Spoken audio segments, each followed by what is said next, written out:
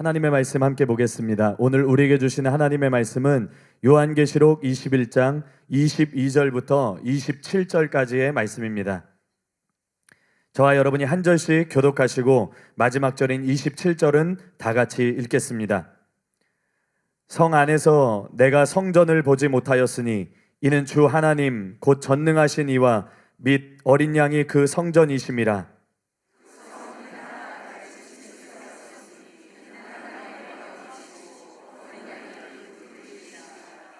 만국이 그 빛 가운데로 다니고 땅의 왕들이 자기 영광을 가지고 그리로 들어가리라.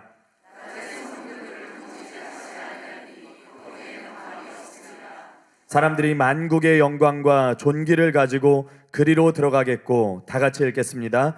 무엇이든지 속된 것이나 가증한 일 또는 거짓말하는 자는 결코 그리로 들어가지 못하되 오직 어린 양의 생명책에 기록된 자들만 들어가리라. 아멘. 이제 담임 목사님께서 나오셔서 성 밖의 만국과 땅들의 왕들은 누구인가, 이런 제목으로 하나님의 말씀 선포해 주시겠습니다.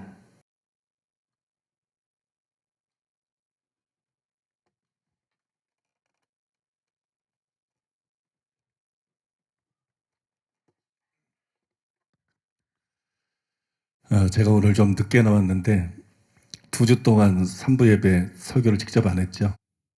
그래서 오늘은 아예 나오지도 않고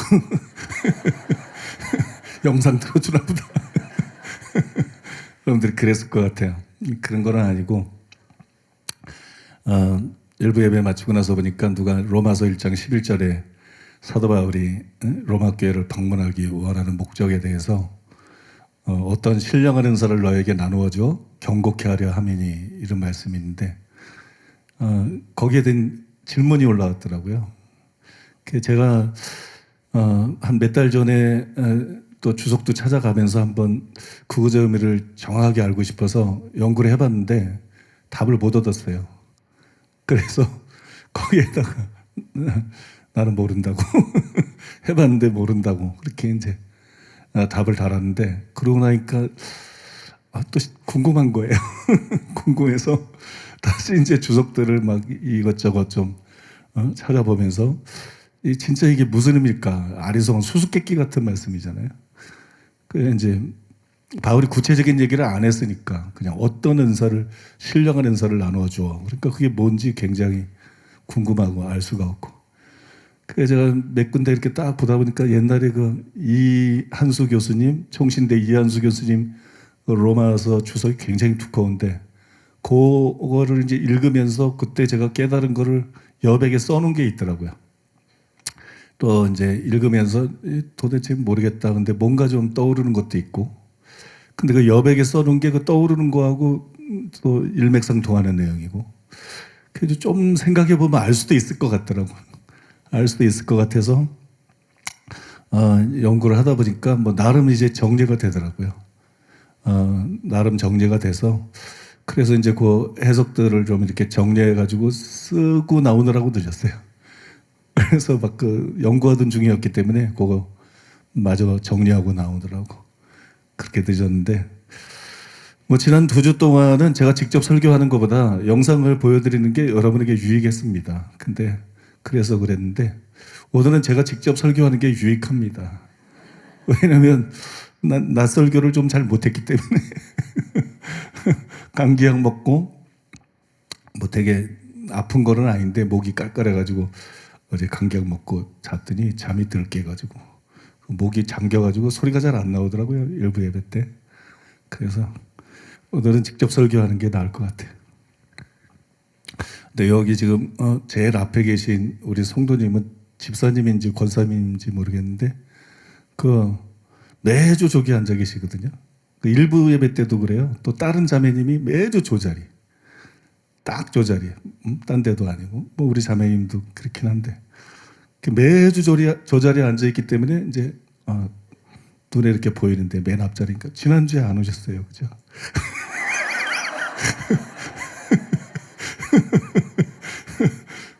지난주에 무슨 일이 있으셨어요? 지난주에 안 보여가지고 궁금하더라고요. 왜 안 나오셨을까? 그게 궁금해서 그냥 한번 물어봤습니다. 답은 안 해주겠지만. 자, 오늘은 주보에는 뭐라고 나와 있나요? 제목이 성 밖의 만국과 땅의 왕들은 누구인가, 이렇게 되어 있는데, 성 밖의 만국과 땅의 왕들은 누구인가, 여기에 대해서 말씀을 드리겠습니다. 우리가 읽은 그 본문 말씀에 보면 만국이라는 말이 나오고 땅의 왕들이 나옵니다. 이들이 누굴까요? 안 궁금하시죠? 저는 이제 설교하면서 제일 힘든 게 그거야. 나는 이게 궁금해가지고 알고 싶은데 성도들은 안 궁금했다는 거. 만국이나 땅의 왕들 읽으면서 궁금하셨어요? 여기 만국이 뭐지? 왜 여기서 만국이 나오지? 또 땅의 왕들이 누구지? 궁금하셨을 줄로 믿습니다. 아무도 아멘. 이제 만국과 땅의 왕들이 나오는데 과연 이들이 누군가, 이게 참 궁금한 일입니다. 로버트 마운스는 이들에 대해서 이런 의문을 제기를 했습니다. 24절부터 26절까지의 제기된 문제는 악의 멸망과 새하늘과 새 땅의 회복으로 특징 지어지는 마지막 심판 뒤에 천상의 예루살렘 밖에 존재하는 이방인에 대한 것이다. 이런 식으로 묘사된 그들은 누구를 가리키는가? 이 질문이 지금 읽어드린 걸 이해하면 이런 질문이 나올 수밖에 없어요. 여기 말한 것처럼 악이 멸망을 했잖아요. 천년왕국 후반에 곡과 마곡이 일어나가지고 하나님을 대적하다가 예수님 재림 때 1차 멸망하고 천년왕국 후반에 곡과 마곡 전쟁을 통해서 악이 완전히 멸망했죠. 이미 살아있는 사람뿐만 아니라 죽은 사람들까지도 다 살아나서 백보자 심판에서 심판을 받고 불못에 던져졌으니까. 사탄 자신도 불못에 던져졌으니까. 그죠? 악이 완전히 멸망했어요. 그 다음에 새로운 시대가 왔어요. 새하늘과 새 땅이 도래했습니다. 근데 새하늘과 새 땅이 도래했는데 그 새 예루살렘 성 밖에 존재하는 사람들이 있는 거예요. 그 만국이 존재한다는 거예요. 또 땅의 왕들이 존재한다는 거예요. 도대체 지금 새하늘과 새 땅에서 이건 또 무슨 얘기인가? 이 사람들은 도대체 누군가? 이런 의문이 자연스럽게 나와야 정상인 거거든요. 이런 의문이 자연스럽게 나와야 정상. 이런 의문에 대해서 데이비드 아우네가 더 잘 지적을 했는데, 그가 이렇게 썼어요. 땅의 왕들이 새 예루살렘으로 순례를 온다는 것은 종말론적인 예루살렘이 이 땅에 있으려는 것과 아울러서 세상의 열방과 그 통치자들이 존재하리라는 것을 전제하는 것이다. 이게 벌써 이제 아우네가 이게 형만 못해요. 이 아우네가 이게 벌써 잘못 집은 거예요. 벌써 잘못 집은 건데 세상의 열방과 통치자들이 새하늘과 새 땅에 존재하리라는 것을 전제한다. 이건 벌써 성경을 잘못 보고 있다는 거예요. 그렇게 보이는데 그런 의미가 아닙니다. 어쨌든 그렇게 말을 하면서 그러므로 2절에 의해서 소개된 요한계시록의 종말론적인 시나리오 속에는 두드러진 비일관성이 존재하는 것으로 보인다. 왜냐하면 19장 17절에서 21절, 20장 7절에서 9절은 땅의 왕들과 그들의 군대의 멸망에 관하여서 말하고 있고 21장 1절은 처음 하늘과 처음 땅의 멸망을 기록하고 있음에도 불구하고 24절에 27절에 보면 땅의 열방과 열왕이 여전히 존재하기 때문이다. 그러니까 이 땅의 만국하고 열왕이 실제 우리가 지금 생각하는 그런 사람들을 의미하는 걸 아니라는 걸 알면은 이런 의문이 안 나올 수 있지만 그걸 다 이해하고 읽는 사람은 없기 때문에 아니 땅의 만국이나 왕들은 이미 멸망을 받았는데 왜 새하늘과 새 땅에 갑자기 또다시 만국이 나오고 그 다음에 땅의 왕들이 나오는 것일까? 이런 의문은 굉장히 자연스러운 거죠. 이런 의문 때문에 여기 나오는 만국이나 땅의 왕들이라는 표현 때문에 이런 또 생각을 하게 되는 거예요. 사람들이 상상을 하게 되는데 그러면 새하늘과 새 땅도 천년왕국과 유사한가? 그런 생각을 하는 거예요. 왜 천년왕국과 유사한가? 이런 생각까지 하게 되냐면 천년왕국 안에는 하나님을 경외하지 않는 사람들이 있었어요. 그죠? 천년왕국은 완전한 것이 아니었어요. 과도기적인 것입니다. 천년왕국 안에는 다 회개한 사람만 들어가는데 이 회개하고 난 다음에 계속 그 상태가 유지되는 게 아니고 그 다음에 이제 하나님을 경외하지 않는, 그죠? 좀 변질되고 타락한 그런 사람들이 있었어요. 그래서 천년왕국 때 그들에게 재앙이 내립니다. 하나님께 벌을 받는 그런 사람들이 있었어요. 스가랴 14장 16절로 19절. 예루살렘을 치러 왔던 이방 나라들 중에 남은 자가 해마다 올라와서 그 왕 만군의 여호와께 경배하며 초막절을 지킬 것이라. 땅에 있는 족속들 중에 그 왕 만군의 여호와께 경배하러 예루살렘에 올라오지 아니하는 자들에게는 비를 내리지 아니하실 것인즉 만일 애굽 족속이 올라오지 아니할 때에는 비 내림이 있지 아니하리니 여호와께서 초막절을 지키러 올라오지 아니하는 이방 나라들의 사람을 치시는 재앙을 그에게 내리실 것이라. 애굽 사람이나 이방 나라 사람이나 초막절을 지키러 올라오지 아니하는 자가 받을 벌이 그러하니라. 자, 이 사람들 여기 분명히 그런 사람들이 있죠. 초막절 지키러 안 올라오고 뭐 기근이 임하고 뭐 이런 벌을 내린다. 그런 사람들이 천년왕국에는 분명히 있어요. 이 사람들은 천년왕국이 끝나갈 무렵에 사탄에게 미혹이 돼가지고 이제 예수님을 대적하게 되다가 하늘에서 불이 내려와서 전부 살라서 멸망시켜 버리죠.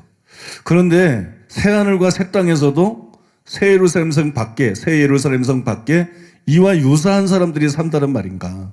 이와 유사한 만국이나 이와 유사한 땅의 왕들이 새 하늘과 새 땅에도 존재한다는 말인가? 이런 의문이 여기서 생겨난다는 거예요. 이런 의문은 다음 성경 구절 때문에 더 증가가 됩니다. 계시록 22장 15절에 보니까 개들과 점술가들과 음행하는 자들과 살인자들과 우상 숭배하는 자들과 및 거짓말을 좋아하며 지어내는 자마다 성 밖에 있으리라. 여기 지금 뭐 개들, 그죠? 개들. 그다음에 뭐 점술가, 음행하는 사람, 살인, 우상 숭배, 거짓말 뭐 이런 거 지어내는 사람, 이런 사람들을 말하면서 이 사람들이 불못에 있으리라. 이렇게 나와 있으면 깔끔한데, 그죠? 성 밖에 있으리라 그런단 말이에요. 그 성이 새 예루살렘 성이거든. 성이 새 예루살렘 성이에요. 그러니까 성 밖에 있으리라. 이게 심각해지는 거예요. 그죠? 성 밖에 있다는 얘기는 자칫 잘못하면 새 하늘과 새 땅에 있다는 얘기로 들리거든요. 이런 사람들이 새 하늘과 새 땅에 있다. 이런 얘기가 돼버리거든. 그 다음에 이제 이런 거 가지고 잘못 상상하면 구원론이 다 무너지는 거예요. 그래서 그런 사상에 미혹된 사람들이 거짓된 입신을 해가지고 막 그런 거짓된 계시를 받는 것들도 저는 봤어요. 그러니까 입신인 거 다 믿을게 못 돼요. 지가 생각하는 대로 입신에서 응답을 받기 때문에 입신하는 사람들을 내가 보면 목사든 누구든 암만 세계적으로 유명해도 자기가 생각하는 거 이상을 못 뛰어넘어요. 그러니까 그게 정확한 입신이 아니라는 거. 정확한 입신은 케네스 긴 목사님이 예수님의 방문을 받은 것처럼 나는 한 번 구원이 영원한 구원이라고 믿어. 그건 입신은 아니지만 예를 드는 거예요. 나는 한 번 구원이 영원한 구원이라고 믿어. 근데 예수님이 너 그거 잘못한 거야. 성경을 가르쳐주는 건 네가 착각이야. 교회들이 잘못 알고 있는 거야. 목사들이 잘못 알고 잘못 가르치고 있는 거야. 그러면서 성경을 통해서 구원받은 사람들이 이렇게 버림받을 수 있어. 실제로 구원받았던 어떤 사모님이 지옥에 던져지는 걸 보여주면서 이렇게 구원받은 사람이 버림받아서 지옥 가. 이게 진짜 계시거든요. 이게 진짜 계시. 그죠? 계시를 지 생각하고 똑같은 계시를 받으려면 뭐 하려고 받아?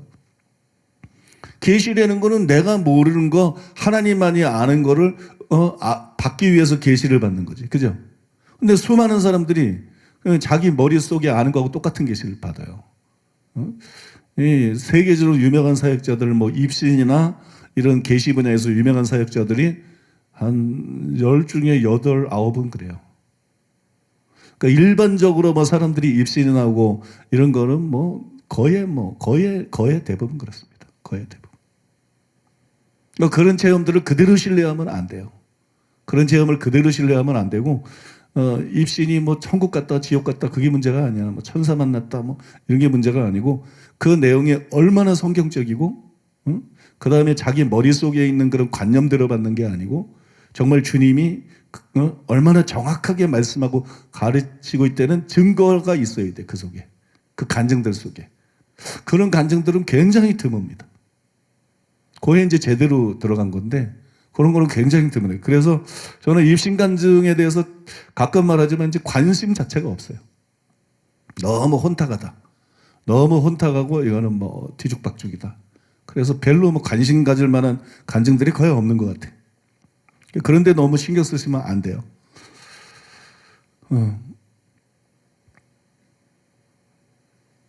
그러니까 막 그런 생각까지도 나온다고. 뭐 개들, 우상숭배자 이런 사람이 성 밖에 있으리라 그러니까 미련한 다섯 처녀 같은 사람들, 뭐 하나님 말씀대로 살지 못하는 믿은 사람들이 이 성 밖에 있다. 뭐 이런 것까지 나오게 되는 거. 그런 해괴한 해석까지. 그러면 이게 구원론이 다 뒤집어지는 거야. 그죠? 다시 완전히 구원파 되는 거야, 교회가. 구원파 이단 되는 거야. 이런 데서 그런 상상까지 나올 수 있어요. 이게 성 밖에 있으리라는 것은 무슨 뜻인가? 이게 정확하게 어떤 의미로 이런 표현을 쓴 것인가? 그거는 다음 시간에 여러분들에게 다른 것들을 설명해 주면서 설명할 것인데, 오늘은 아무튼 이런 의문들까지 나올 수 있다. 어디에서 시작해서요? 만국이라는 단어에서, 땅의 왕들이라는 단어에서 쭉 나오니까 이런 의문까지 나올 수 있는 거예요. 그러니까 우리가 계시록 21장을 가면서 만국이라는 단어가 나오는데, 땅의 왕들이라는 단어가 나오는데, 이 사람들이 누구를 가리키지? 이 만국은 뭐지? 땅의 왕들은 누구지? 저처럼 그런 의문이 생겨야 정상인 거예요. 계시록 21장에 그런 의문이 생겨야 정상인 거예요. 여러분이 정상인지 아닌지는 스스로 한번 지금 점검해 보시기를 바랍니다. 그러면 진실은 무엇일까요? 정말 새하늘과 새 땅에도 천년왕국 때처럼 악인들이 새 예루살렘 성 밖에 거할까요? 그 다음에 세상 나라들처럼 새하늘과 새 땅에서도 그들에게 왕들이 있을까요? 땅의 왕들이라 그랬으니까, 그죠? 왕들이 있을까요? 절대로 그렇지 않습니다. 절대로 그렇지 않아요. 먼저 여러분 확실하게 해둘 것이 있는데, 만국이나 땅의 왕들은 구원받지 못한 악인들이 아니에요. 미련한 다섯천이나 명목상의 신자라 이런 것도 아닙니다. 그런 사람들이 절대로 아니에요. 불신자나 악인은 절대로 새하늘과 새 땅에 들어갈 수가 없어요. 그 증거로 여러분 계시록 20장 끝부분에 보면 신보자 심판이 있잖아요. 신보자 심판. 그래서 이제 다 심판을 하죠. 아까 말한 것처럼 재림 때에도 심판을 하고, 곡과 마곡 전쟁 때도 심판을 하고, 그 다음에 신보자 심판을 통해서 죽은 자들까지도 악인들은 전부 심판을 합니다. 그 후에 새 하늘과 새 땅이 도래하는 거예요. 모든 악이 근절되고 난 다음에 새 하늘과 새 땅이 도래하는데, 그 새 하늘과 새 땅에 어떻게 악인이 있을 수 있느냐? 그건 불가능한 얘기입니다. 말도 안 되는 얘기. 거기에 악인이 있으면 예수 믿을 필요도 없고 천국 갈 필요도 없는 거예요, 여러분. 거기는 악인이 전혀 없어요. 거기는 명목상의 신자가 전혀 없어요. 그런 새하늘과 새 땅에 대해서 말씀하고 있는 것이고, 그 다음에 7절에 보니까는 그게 1절에 나오는 거고, 7절에 보면 이기는 자만 유업으로 받을 수 있다. 이 새하늘과 새 땅을 이기는 자만 받을 수 있다. 이기는 자만 거기 들어갈 수 있다는 게 명시가 돼 있고, 그 다음에 8절에 보면 그 외의 모든 사람들은, 악인들은 성 밖에 있는 게 아니고, 그 표현에 대해서는 다음 주에 설명해 드리겠다 그랬어요. 성 밖에 있는 게 아니고, 문자 그대로 성 밖에 있는 게 아니고 불못에 던져지리라. 그러니까 딱 둘로 나눠져 있는 거예요. 딱 둘로. 새하늘과 새 땅에 들어가느냐, 불못에 던져지느냐. 이렇게 둘로 나눠져 있는 것이기 때문에, 그러니까 새하늘과 새 땅에 악인이 존재한다. 있을 수가 없는 일이에요. 새하늘과 새 땅에 실제로 만국이 존재하고 실제로 땅의 왕들이 존재한다. 이건 여러분 도저히 있을 수가 없는 일입니다. 더구나 계시록 21장 27절에 보면 이 만국과 땅의 왕들이 어떤 사람인지가 나와 있어요. 25절부터 그게 나오잖아요. 만국과 땅의 왕들이 25절쯤에 나오는데, 그 계속 연결해서 27절에 보면 만국과 땅의 왕들이 누구냐? 생명책에 이름이 기록되어 있는 자들이다. 그런 말이 되거든요. 거기 보면 무엇이든지 속된 것이나 가증한 일 또는 거짓말하는 자는 결코 그리로 들어가지 못하되 오직 어린 양의 생명책에 기록된 자들만 들어가리라. 이렇게 말했어요. 그러니까 만국과 땅의 백성들이 25절에 보면 그 열린 문을 통해 가지고 그 진주문을 통해 가지고 새 예루살렘 성에 들어가는 게 나오거든요. 이들이 그 들어가는 자들, 새 예루살렘 성에 들어가는 자들이거든요. 그런데 뒤에 나오잖아요. 오직 어린 양의 생명책에 기록된 자들만 들어가리라. 그러니까 이 만국과 땅의 왕들은 아까 그 무슨 아우네가 착각했던 것처럼 그런 거 말하는 게 아니죠. 그죠? 그런 걸 말하는 게 아니에요. 이 사람들은 구원받은 하나님의 백성들입니다. 이 사람들은 악인도 아니고 명목상의 신자도 아니고 진짜 구원받아서 교적부에만 이름이 기록되는 명목상의 신자가 아니고 생명책에 이름이 분명히 기록되어 있는, 여러분, 그런 구원받은 사람들. 이해가 되십니까? 그러니까 앞에 그런 이 구절들을 통해 여러 가지 상상하고 의문을 갖고 생각을 펼치는 것들이 얼마나 위험한 것이고 얼마나 그 잘못된 것인지를 이거로 이제 우리가 깨끗하게 알 수가 있어요. 그러면 이들은 구원받은 신자라고 말씀드렸는데, 일단 이들은 구원받은 신자다. 그럼 이들은 구원받은 신자인데 구원받은 신자 중에서 구체적으로 누굴까? 구원받은 선지자에서 구체적으로 누구 어떤 사람들이 만국이나 땅의 왕들로 표현이 된 것일까? 그랜트 오즈번은 땅의 왕들에 대해서 이렇게 쓰고 있습니다. 놀라운 것은 새 예루살렘에 들어가는 자가 땅의 왕들이라는 것이다. 이전에 그들은 짐승과 결탁하여 아마겟돈으로 군대를 끌고 갔고 그러므로 그 군대들과 함께 멸망을 당했다. 이사야서 60장 3절을 보면 그들은 왕들이고 그래서 요한은 의도적으로 땅의 왕들이를 강조한 것이다. 요한은 분명히 하나님의 자비가 어떻게 궁극적으로 악에 대하여 승리를 거두고 심지어는 땅의 왕들 가운데에서도 얼마를 구원하시는지 강조하고 싶었던 것이다. 참 이해가 좀 안 가는 얘기예요. 이 그랜트 오즈번이 쓴 얘기인데 이게 더 이해가 안 가는 얘기는 그랜트 오즈번이 전천년주의자이기 때문에 이해가 안 가는 거예요. 이 무천년설에 미혹되어 있는 학자들이나 또는 이제 후천년설에 미혹되어 있는 학자들은 이런 혼돈을 할 수가 있는데 이 본문을 가지고 전천년주의자가 왜 이런 혼돈을 하나? 이거는 그 얘기할 땐 그 얘기하고 이 얘기할 땐 이 얘기하고 이게 그 신학자 속에서 이게 통합이 안 돼 있는 거예요. 이게 이제 통합이 안 돼 있어서 이런 얘기를 하는 건데 이거는 말도 안 되는 얘기예요. 그러니까 이 땅의 왕들에 대해서 그랜트 오즈번은 뭐라고 말했느냐? 예수님 재림할 때 만국의 왕들이 있는데 그 중에 일부는 회개했을 거 아니야. 그 중에 일부 구원받은 사람들이 여기 그렇게 표현되어 있는 것이다. 그들이 하나님을 섬긴다는 게 이렇게 표현되어 이건 말이 아니에요.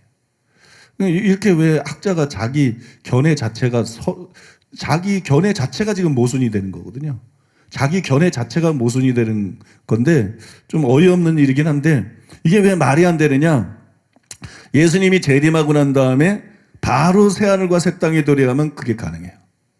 그러니까 재림할 때 이제 회개하는 사람들이 있잖아요. 그 이제 왕들 중에서도 일부는 회개를 하겠죠. 그러니까 그 사람들이 천국에 들어가 있고 그걸 묘사한 것이다. 이 그랜트 오즈번의 말이 가능하죠. 근데 그게 아니잖아요. 재림이 있고 천년왕국이 있고 새하늘과 새 땅이 있잖아요. 그러니까 재림이 있고 천년 동안 이 땅의 왕들은 더 이상 왕이 아니야. 이해가 되십니까? 땅의 왕들은 더 이상 왕이 아니에요. 땅의 왕들이 자기 영광을 가지고 그 성 새 예루살렘 성으로 들어간다 그랬는데 아무런 영광이 없어요. 더 이상. 세상에 있을 때 왕이지, 그죠?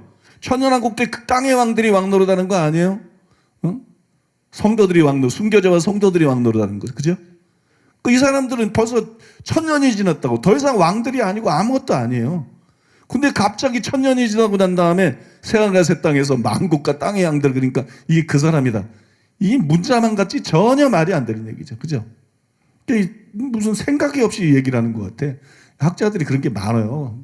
덩터리들도 많아. 아무튼 너무 생각 없이 이런 얘기하는데. 아무튼 이거는 뭐 말도 안 되는 얘기고요. 그 다음에 이거는 틀린 해석이고. 그렇다면 만국과 땅의 왕들은 과연 누구냐? 만국과 땅의 왕들은 과연 누구냐? 제가 11월 6일 날 이 구절에 관한 모든 주석들을 제가 가지고 있는 주석들을 읽고 정리를 해가지고 일단 설명을 이렇게 완성해 놨어요. 근데 임시적인 거였어요. 올바른 성경 해석을 하려고 그러면 처음부터 다 하는 건 아닙니다. 그러니까 과도기를 거쳐요. 과도기를 거쳐서 점점 이제 분별이 되고 이해가 되고 그래서 나중에 이제 올바른 해석을 하게 된다. 일단 이제 다 써놓긴 했는데 이건 임시적인 거예요. 그 다음에 이 해석이 옳다는 확신이 없어요. 그 이제 해석이 제대로 되면 이제 마음속에 이게 옳다는 확신이 온다고. 그때까지 가야 되는데 옳다는 확신이 없어요. 일단 써놨어요. 근데 뭔가 이제 찜찜한 상태에서 이제 집에 갔는데 다음날 새벽 4시에 제가 일어났어요. 항상 일찍 일어나지는 않습니다. 근데 이제 다음날 새벽 4시에 제가 일어났는데 잠에서 깨어나서 이제 침대에서 이 주제를 생각하기 시작한 거예요. 어제 그걸 연구했는데 완전한 답은 아닌 것 같으니까 그 주제를 이제 생각하기 시작했어요. 그러니까 이제 조금씩 막 깨달아지기 시작하더라고요. 그래서 제가 계시록 21장과 22장을 펴서 읽으면서 이제 집중적으로 그 말씀을 묵상하고 그 다음에 연구하기 시작했어요. 그래서 여기에 대해서 깨닫고 새롭게 정리를 하게 됐는데 그거를 여러분들에게 지금 소개해드리기를 원합니다. 먼저 여러분들에게 묻고 싶은 게 하나 있는데요. 휴거한 사람들이 새하늘과 새 땅에 어디에서 살 거라고 생각하십니까? 휴거한 사람들이 새하늘과 새 땅에 어디에서 살 것 같아요? 여러분 생각에는. 워치만 리는 그들이 새 예루살렘 성 안에 산다. 새 예루살렘 성에 산다. 그렇게 주장을 했어요. 그 성 안에 있는 구원받은 사람들은 신구약 시대의 주를 믿고 또 그의 보혈을 의지했던 사람들이다. 그러하기 때문에 성문에는 이스라엘 12지파의 이름들이 새겨져 있었으며 또한 그 성의 기초석에는 12사도들의 이름들이 기록되어 있었던 것이다. 성문에는 12지파의 이름이, 또 성의 기초석에는 12사도의 이름이 기록되어 있는 것은 구약이나 신약이나 구원받아서 그 사람들이 나중에 휴거하죠. 그죠? 예수님 재림할 때 휴거하죠. 이 휴거한 사람들이 바로 새 예루살렘 성에 산다는 얘기다. 그런 뜻이다. 그러면서 휴거한 모든 성도들은 새 예루살렘 성에 산다. 또 이제 이 새 예루살렘 성은 어린 양의 신부다. 뭐 이렇게 표현하는 구절도 있기 때문에 더 그런 생각이 들죠. 그러니까 휴거된 모든 성도들이 새 예루살렘 성에 산다. 이게 이제 워치만의 주장인데 대부분 그렇게 생각하는 것 같아요. 뭐 학자들도 목회자들도 성도들도 뭐 절대 다수가 그렇게 생각하는. 저도 오랫동안 그런 줄 알았어요. 저도 이제 오랫동안 휴거한 성도들은 새 예루살렘 성에 사는구나 그렇게 생각했어요. 그러나 12문의 12지파의 이름이 12기초석의 12사도의 이름이 기록되어 있는 것이 반드시 그런 의미는 아닙니다. 거기서 다 산다는 의미는 아니에요. 계시록 22장 14절에 의하면 휴거된 사람들이 문을 통해서 새 예루살렘 성으로 들어간다는 말이 나와요. 문을 통해서 새 예루살렘 성으로 들어간다. 꼭 거주한다고 나와 있지는 않다는 얘기. 문을 통해서 새 예루살렘으로 들어갈 권세를 얻는다. 그렇게 나와 있어요. 그들은 새 예루살렘의 성에 대한 권세를 갖고 있어요. 새 예루살렘 성에 들어갈 수 있는 권세. 이 새 예루살렘 성은 하나님이 계신 곳이니까 쉽게 말해서 백악관에 아무나 못 들어가잖아요. 청와대에도 아무나 못 들어가잖아요. 그죠? 백악관을 마음대로 들어갈 수 있다 그러면 이건 대단한 권세를 갖고 있는 사람이죠. 청와대에도 마음대로 들어갈 수 있다 그러면 대단한 권세를 갖고 있는 사람이죠. 새 문들을 통하여 성에 들어갈 권세를 얻으려 함이라 그렇게 나와 있어요. 그러므로 단지 그걸 표현한 것일 수 있다는 것이에요. 새 예루살렘 성에 대해서 이 사람들이 분깃을 가지고 있다. 어떤 권리를 가지고 있다. 그죠? 그걸 표현한 것일 수 있다는 거예요. 그게 꼭 거기에다 산다. 그런 의미는 아닐 수도 있다는 것입니다. 현재 다수가 휴거한 사람들이 새 예루살렘 성에 산다. 그렇게 생각해요. 그런데 제가 그날 새벽에 성경을 자세히 연구하면서 그렇지 않다는 것을 발견을 했어요. 저도 처음 하는 사실이었기 때문에 새로 왔는데 그렇지 않다는 걸 발견했습니다. 왜 그렇지 않다고 생각하느냐? 그 이유들을 여러분들에게 지금부터 설명해 드리겠습니다. 먼저요. 계시록 21장 3절에 보면 내가 들으니 보좌에서 큰 음성이 나서 이르되 보라 하나님의 장막이 사람들과 함께 있으며 하나님이 그들과 함께 계시리니 그렇게 말했어요. 새 예루살렘 성을 뭐라고 불렀느냐? 하나님의 장막이다. 그렇게 불렀어요. 하나님의 장막. 성도들의 장막이라고 부르지 않았어요. 이게 하나님의 장막이다. 새 예루살렘 성은 하나님의 장막입니다. 그래서 새 예루살렘 성은 사람이 사는 곳이라기보다는 하나님이 계시는 곳입니다. 그게 여러분 새 예루살렘 성이다. 아무튼 새 예루살렘 성을 그렇게 불렀다는 사실에 우리가 주목할 필요가 있다는 거예요. 그 다음에 7절에 보면 이기는 자는 이것들을 상속으로 받으리라. 나는 그의 하나님이 되고 그는 내 아들이 되리라.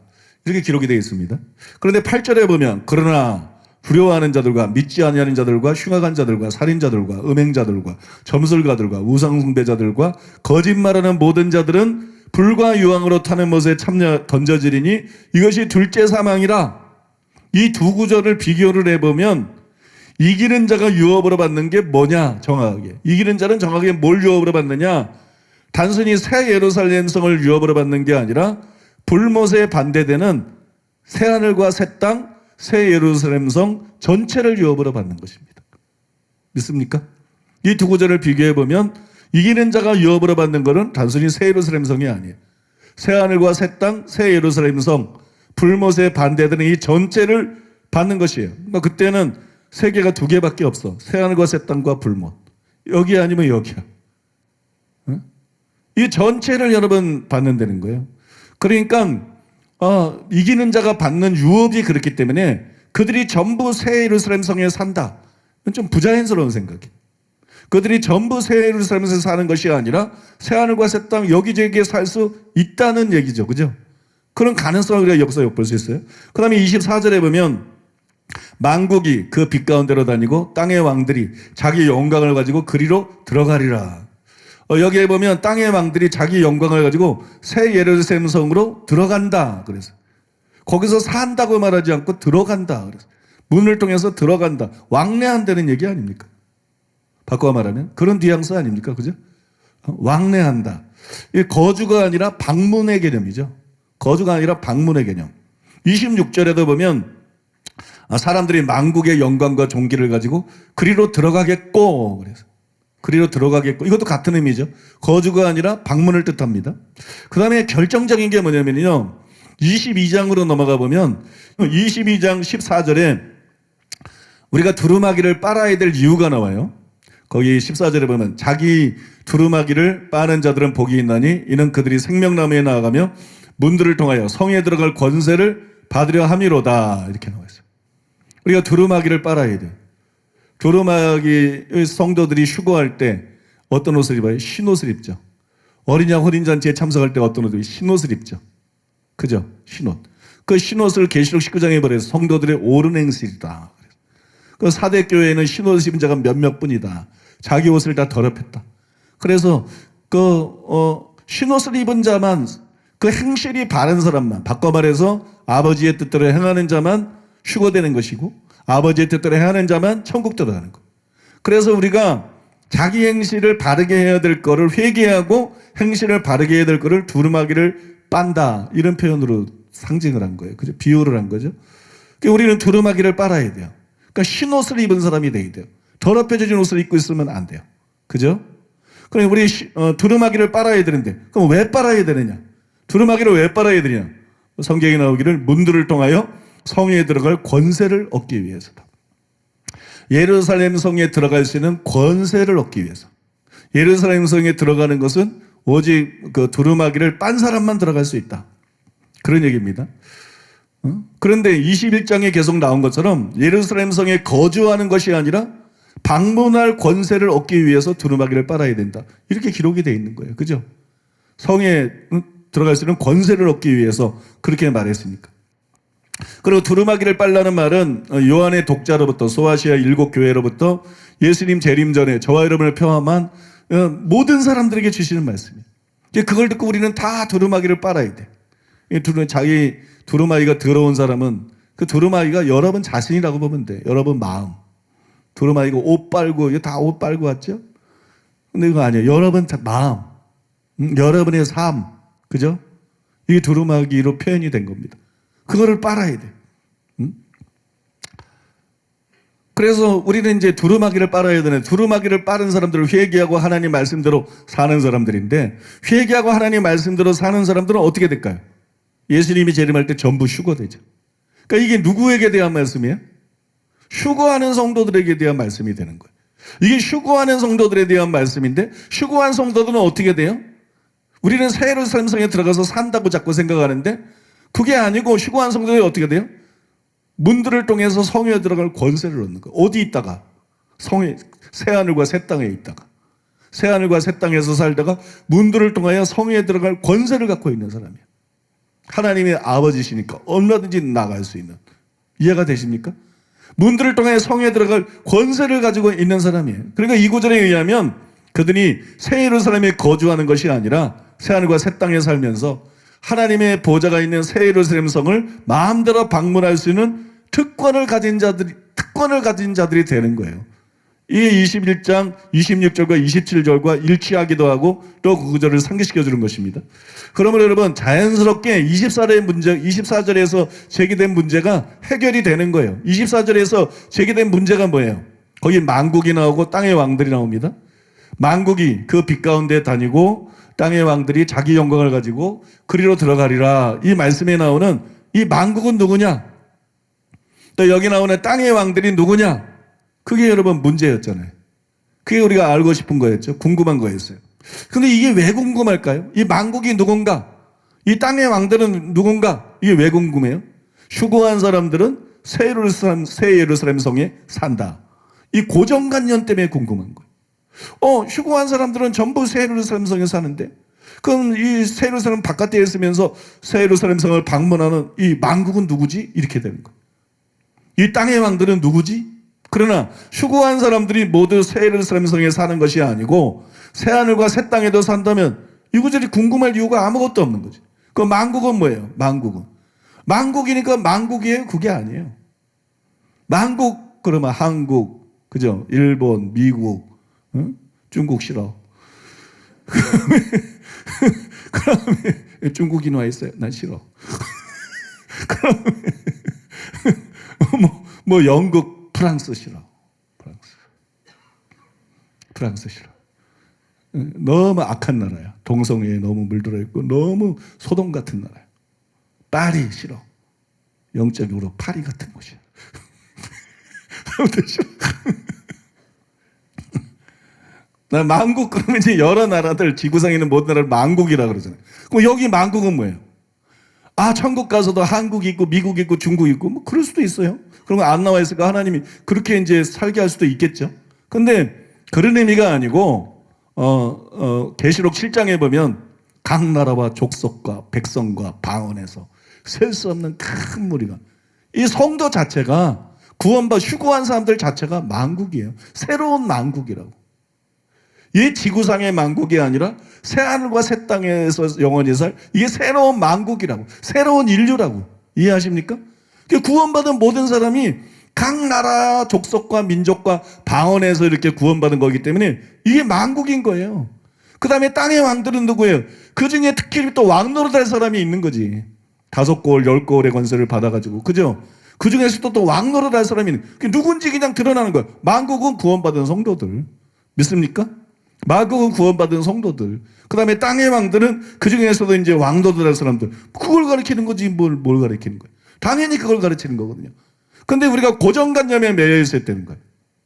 휴거된 사람들은 새 예루살렘에서 산다. 이 고정관념 때문에 이게 만국은 누구지? 이 땅의 양들은 누구지? 그 아까 학자들이 막 이렇다 저렇다 것처럼 그런 이제 잘못된 해석들을 내리게 되는 거예요. 이게 맞는 해석인데요. 근데 이제 여기서 질문이 하나 나올 수 있어요. 여러분은 절대 안 하시겠지만. 여기서 질문이 하나 나올 수가 있는데, 많은 학자들이 이사야 60장이 계시록 21장의 모델이라고 생각합니다. 왜 그러냐 그러면 두 장의 기록들이 굉장히 유사해요. 두 장의 기록들이 굉장히 유사한데 이사야 60장 3절에는 나라들은 내 빛으로 왕들은 비치는 내 광명으로 나아오리라 이렇게 기록되어 있는데, 계시록 21장 24절에는 만국이 그 빛 가운데로 다니고 땅의 왕들이 자기 영광을 가지고 그리로 들어가리라. 굉장히 비슷하죠. 그 다음에 11절, 이사야 60장 11절에는 내 성문이 항상 열려 있어 주야로 닫히지 아니하리니 이는 사람들이 내게로 이방 나라들의 재물을 가져오며 그들의 왕들을 포로로 이끌어 옴이라 이렇게 기록되어 있는데, 계시록 21장 25절 26절에는 낮에 성물들을 도무지 닫지 아니하리니 거기는 밤이 없습니다. 사람들이 만국의 영광과 존귀를 가지고 그리로 들어가겠고, 거의 똑같죠. 그 다음에 이사야 60장 19절에는 다시는 낮의 해가 내 빛이 되지 아니하며 달도 내게 빛을 비추지 않을 것이요 오직 여호와가 내게 영원한 빛이 되며 내 하나님이 내 영광이 되리니 이렇게 되어 있는데, 계시록 21장 23절에 보니까 그 성은 해나 달의 비침이 쓸데없으니 이는 하나님의 영광이 비치고 어린 양이 그 등불이 되심이라 이렇게 나와 있어요. 굉장히 유사하죠. 이사야 60장하고 계시록 21장하고 거의 뭐 똑같아요. 굉장히 유사성이 있어요. 그래서 이사야 60장이 계시록 21장의 모델이다. 수많은 학자들이 그렇게 말하는 거예요. 이런 유사성 때문에 그렇게 말들을 하는데, 그러니까 이사야 60장에 나오는 만국이 실제로 만국이고 이사야 60장에 나오는 왕들이 실제로 왕이라면 계시록 21장에 나오는 만국도 실제 만국이라고 봐야 되지 않느냐. 또 계시록 21장에 나오는 왕들도 실제로 왕으로 보아야 되지 않느냐. 이런 반론이 나올 수 있는 거예요. 이런 반론이 나오는 겁니다.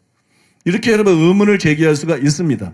이런 의문에 대해서 로버트 마운스는 이렇게 답했습니다. 다가올 시대에 중생하지 않은 자들이 존재하는 문제에 대한 해결책은 요한이 선지자들의 말씀이 가지고 있는 언어와 특징을 계승했는데, 여기에는 종말론적인 시기가 시작된 이후에도 이방인들이 땅 위에 계속해서 있을 것이라는 점이 가정되어 있었다는 것이다. 예언적인 관점이란 미래를 현재의 역사적 상황에 근거해서 말하는 것을 뜻했다. 그 외에 어떤 식으로 선지자들이 자신들의 일상적인 경험의 범위를 뛰어넘는 것을 묘사할 수 있었겠는가?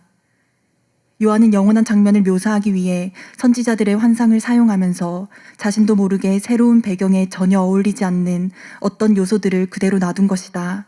이것이 영혼의 상태에서 새 예루살렘의 바깥에 만국이 존재하는 것에 대한 분명한 대답이 된다. 네, 말이 좀 이게 어렵는데요. 말이 좀 어려운데 다가올 시대에 중생하지 않은 자들이 존재하는 문제에 대한 해결책. 이게 이 학자의 생각은 아닌 것 같아요. 이 학자의 생각이라면 이거 학자가 완전히 짱군 거고. 다가올 시대라 그러는 건 새하늘과 새 땅을 말하는 건데 새하늘과 새 땅에 중생하지 않은 자들이 있다. 그럼 말이 안 되는 거죠, 그죠? 근데 만국과 땅의 왕들이라는 표현을 통해서 사람들이 그런 오해를 할 수 있다는 거지. 처음에 제시한 거죠. 아마 학자가 그거를 얘기한 것 같아요. 실제로 그런 개념을 갖고 있는 건 아니고, 그런 이제 문제, 이 문제를 어떻게 해결할 거냐. 그거는, 요한이 선지자들이 가지고 있던 말씀의 언어와 특징을 그대로 계승했다. 이사야 60장이 모델이잖아요. 그 표현을 그대로 계승해서 예언을 하다 보니까 이 새하늘과 새 땅에는 어울리지 않는 이런 표현이 여기에 남게 됐다. 그런 얘기입니다. 그러나 실제로 이게 만국을 말하는 건 아니다. 그런 만국이 새하늘과 새 땅에 존재한다거나 뭐 그런 땅의 왕들이 새하늘과 새 땅에 존재한다는 걸 말하는 것이 아니고 그 예언의 성취죠. 그 예언의 성취인 각 만국에서 구원받은 각 나라와 민족과 족속에서 구원받은 성도들, 그 중에서 왕노들의 사람들, 그 사람에 대해서 말하고 있는 거다. 그런 얘기입니다. 그 사람에 대해서 말하고 있는 거다. 리차드 브룩스도 같은 견해를 갖고 있습니다. 이사야 선지자가 예루살렘에 있는 하나님의 임재의 밝은 조명을 보고서 이방 열국과 왕들이 경의를 표하게 된다고 말하였으므로 요한이 이 본문의 예언을 지상의 만국으로부터 모아질 구속받은 자들의 영원한 현실에 적용한 것입니다. 같은 내용이죠. 여기서 조명이라 그래서 헷갈리게 만드는데 일어나라 빛을 발하라 이는 여호와의 영광이 내 위에 임하였음이라. 그걸 갖다 조명이라고 그러면 좀 그렇지 않나? 그죠? 그 조명은 이게 아닌가? 헷갈리게 번역을 해놨어요. 근데 아무튼 이제 똑같은 얘기를 하고 있는 거예요. 똑같은 얘기가 두 학자가 똑같은 얘기를 하고 있는 건데 일리가 있는 해석이에요. 그러나 저는 조금 견해가 다릅니다. 유사하면서도 이게 조금 견해를 수정할 필요가 있다고 생각해요. 왜 그렇게 생각하냐면 이사야 60장은 재림 전이 아니라 천년왕국에 대한 예언이에요. 이사야 60장을 제가 읽어보고 이 얘기를 듣고 이사야 60장을 한번 봐야 되겠다. 이게 모델이랬는데 이사야 60장은 뭘 말하는 걸까? 제가 쭉 읽어봤더니 야 이거는 천년왕국에 맞는 예언이다. 이거는 뭐 예수님 재림 전에는 이런 일이 일어날 수가 없다. 예수님 재림 전에 누가 뭐 예루살렘에 그냥 왕들이 오고 그죠? 천하에 막 그냥 재물을 가지고 오고 막 이런 건 불가능하지 않나요, 여러분? 불가능하죠. 불가능하지 않나요가 아니라 완전히 불가능하지. 왜? 우리는 이스라엘의 미래를 알고 있잖아. 이스라엘은 예수님 재림 때 가서 온 이스라엘을 회개하고 구원받는 거 다 배웠잖아요. 그죠? 그러니까 재림 때까지 이런 일이 일어날 수가 없죠. 응? 재림 때까지 이런 일이 일어날 수가 없어요. 그러니까 이거는 재림 전의 얘기가 아니지. 이거는 천년왕국 때 이런 일이 일어나는 거야. 초막절을 지키기 위해서 열방에서 막 오잖아요. 예루살렘으로. 스가랴에 나온 것처럼. 믿습니까? 그러니까 이거는 천년왕국 때는 가능한 예언이다. 그런데 학자들은 이게 막 아닥사스다 왕에 대한 때의 예언이다. 그런데 그 학자들이 너무 지적이래 가지고 예언을 예언적으로 이해를 안 하고 자꾸 그렇게 그런 성향이 있어요. 역사적으로 이해하려는. 특히 구약 성경에는 그런 게 있어서 주석을 그렇게 신뢰할 수 없는 게 너무 많아. 그래서 뭐 다른 말을 하는 학자들도 있지만 이게 이런 일이 일어나려 그러면 이사야 60장을 읽어보면 일어나라 빛을 발하라 누구 보고 하는 얘기야. 예언할 때 인용을 해요. 근데 그건 어떤 사람 보고 하는 얘기가 아니야. 그거는 메시아에게 대한 얘기도 아니야. 그거는 예루살렘과 이스라엘에 대한 얘기예요. 일어나라 빛을 발하라 이는 내 빛을 얻고 여호와의 영광이 내 위에 임하였습니다. 이게 예루살렘에 대한 얘기거든요. 그러니까 이건 천년왕국 때가 아니면 이게 일어날 수가 없다. 그래서 제가 이사야 60장을 자세히 읽어보면서 이건 천년왕국이다. 이건 천년왕국에 대한 예언이다. 그렇게 결론을 내렸어요. 뭐 잠깐 봤지만 아무튼 그렇게 결론을 내리고 어디 학자들 중에도 이렇게 보는 사람이 있나? 그래도 나 혼자 떠들면 또 그러니까 학자들 중에도 누가 이걸 천년왕국으로 보는 사람이 있지 않을까? 딱 감 잡히는 학자가 하나 있어. 그래서 두란노 강해 시리즈 거기는 아마 그럴 거야. 그런 생각이 들어서 제일 먼저 딱 그것부터 많은 주석이 있지만 두란노 강해 시리즈부터 딱 봤어요. 그리고 보니까 그 쓴 사람이 존 마틴인데 존 마틴이 이사야 60장에 대해서 이렇게 썼어요. 이것은 천년왕국 때 일어날 일이다. 이것은 천년왕국 때 일어날 일이다. 저는 이게 맞다고 생각합니다. 또 여러분 19절에 따르면 새하늘과 새 땅까지 동시에 예언한 것임을 우리가 알 수가 있어요. 계시록 21장은 천년왕국이 아니라 새하늘과 새 땅에 대한 거죠. 그죠? 새 땅의 예언인데 이사야 60장하고 계시록 21장이 서로 표현들이 굉장히 일치한다는 걸 봤잖아요. 그러니까 이사야 65장을 우리가 설명할 때 천년왕국과 새하늘과 새 땅을 이렇게 겹쳐서 보고 예언하는 것이다. 여러분 이사야 60장도 마찬가지라는 거예요. 천년왕국과 새하늘과 새 땅까지 겹쳐서 예언한 거. 이걸 겹쳐서 예언한 것인데 그래서 학자들이 말한 것이 계시록 21장에서 나타난 게 아니고 아까 로버트 마운스가 지적한 것이 계시록 21장에서 나타난 게 아니고 이사야 60장에서 벌써 일어났다. 저는 그렇게 봅니다.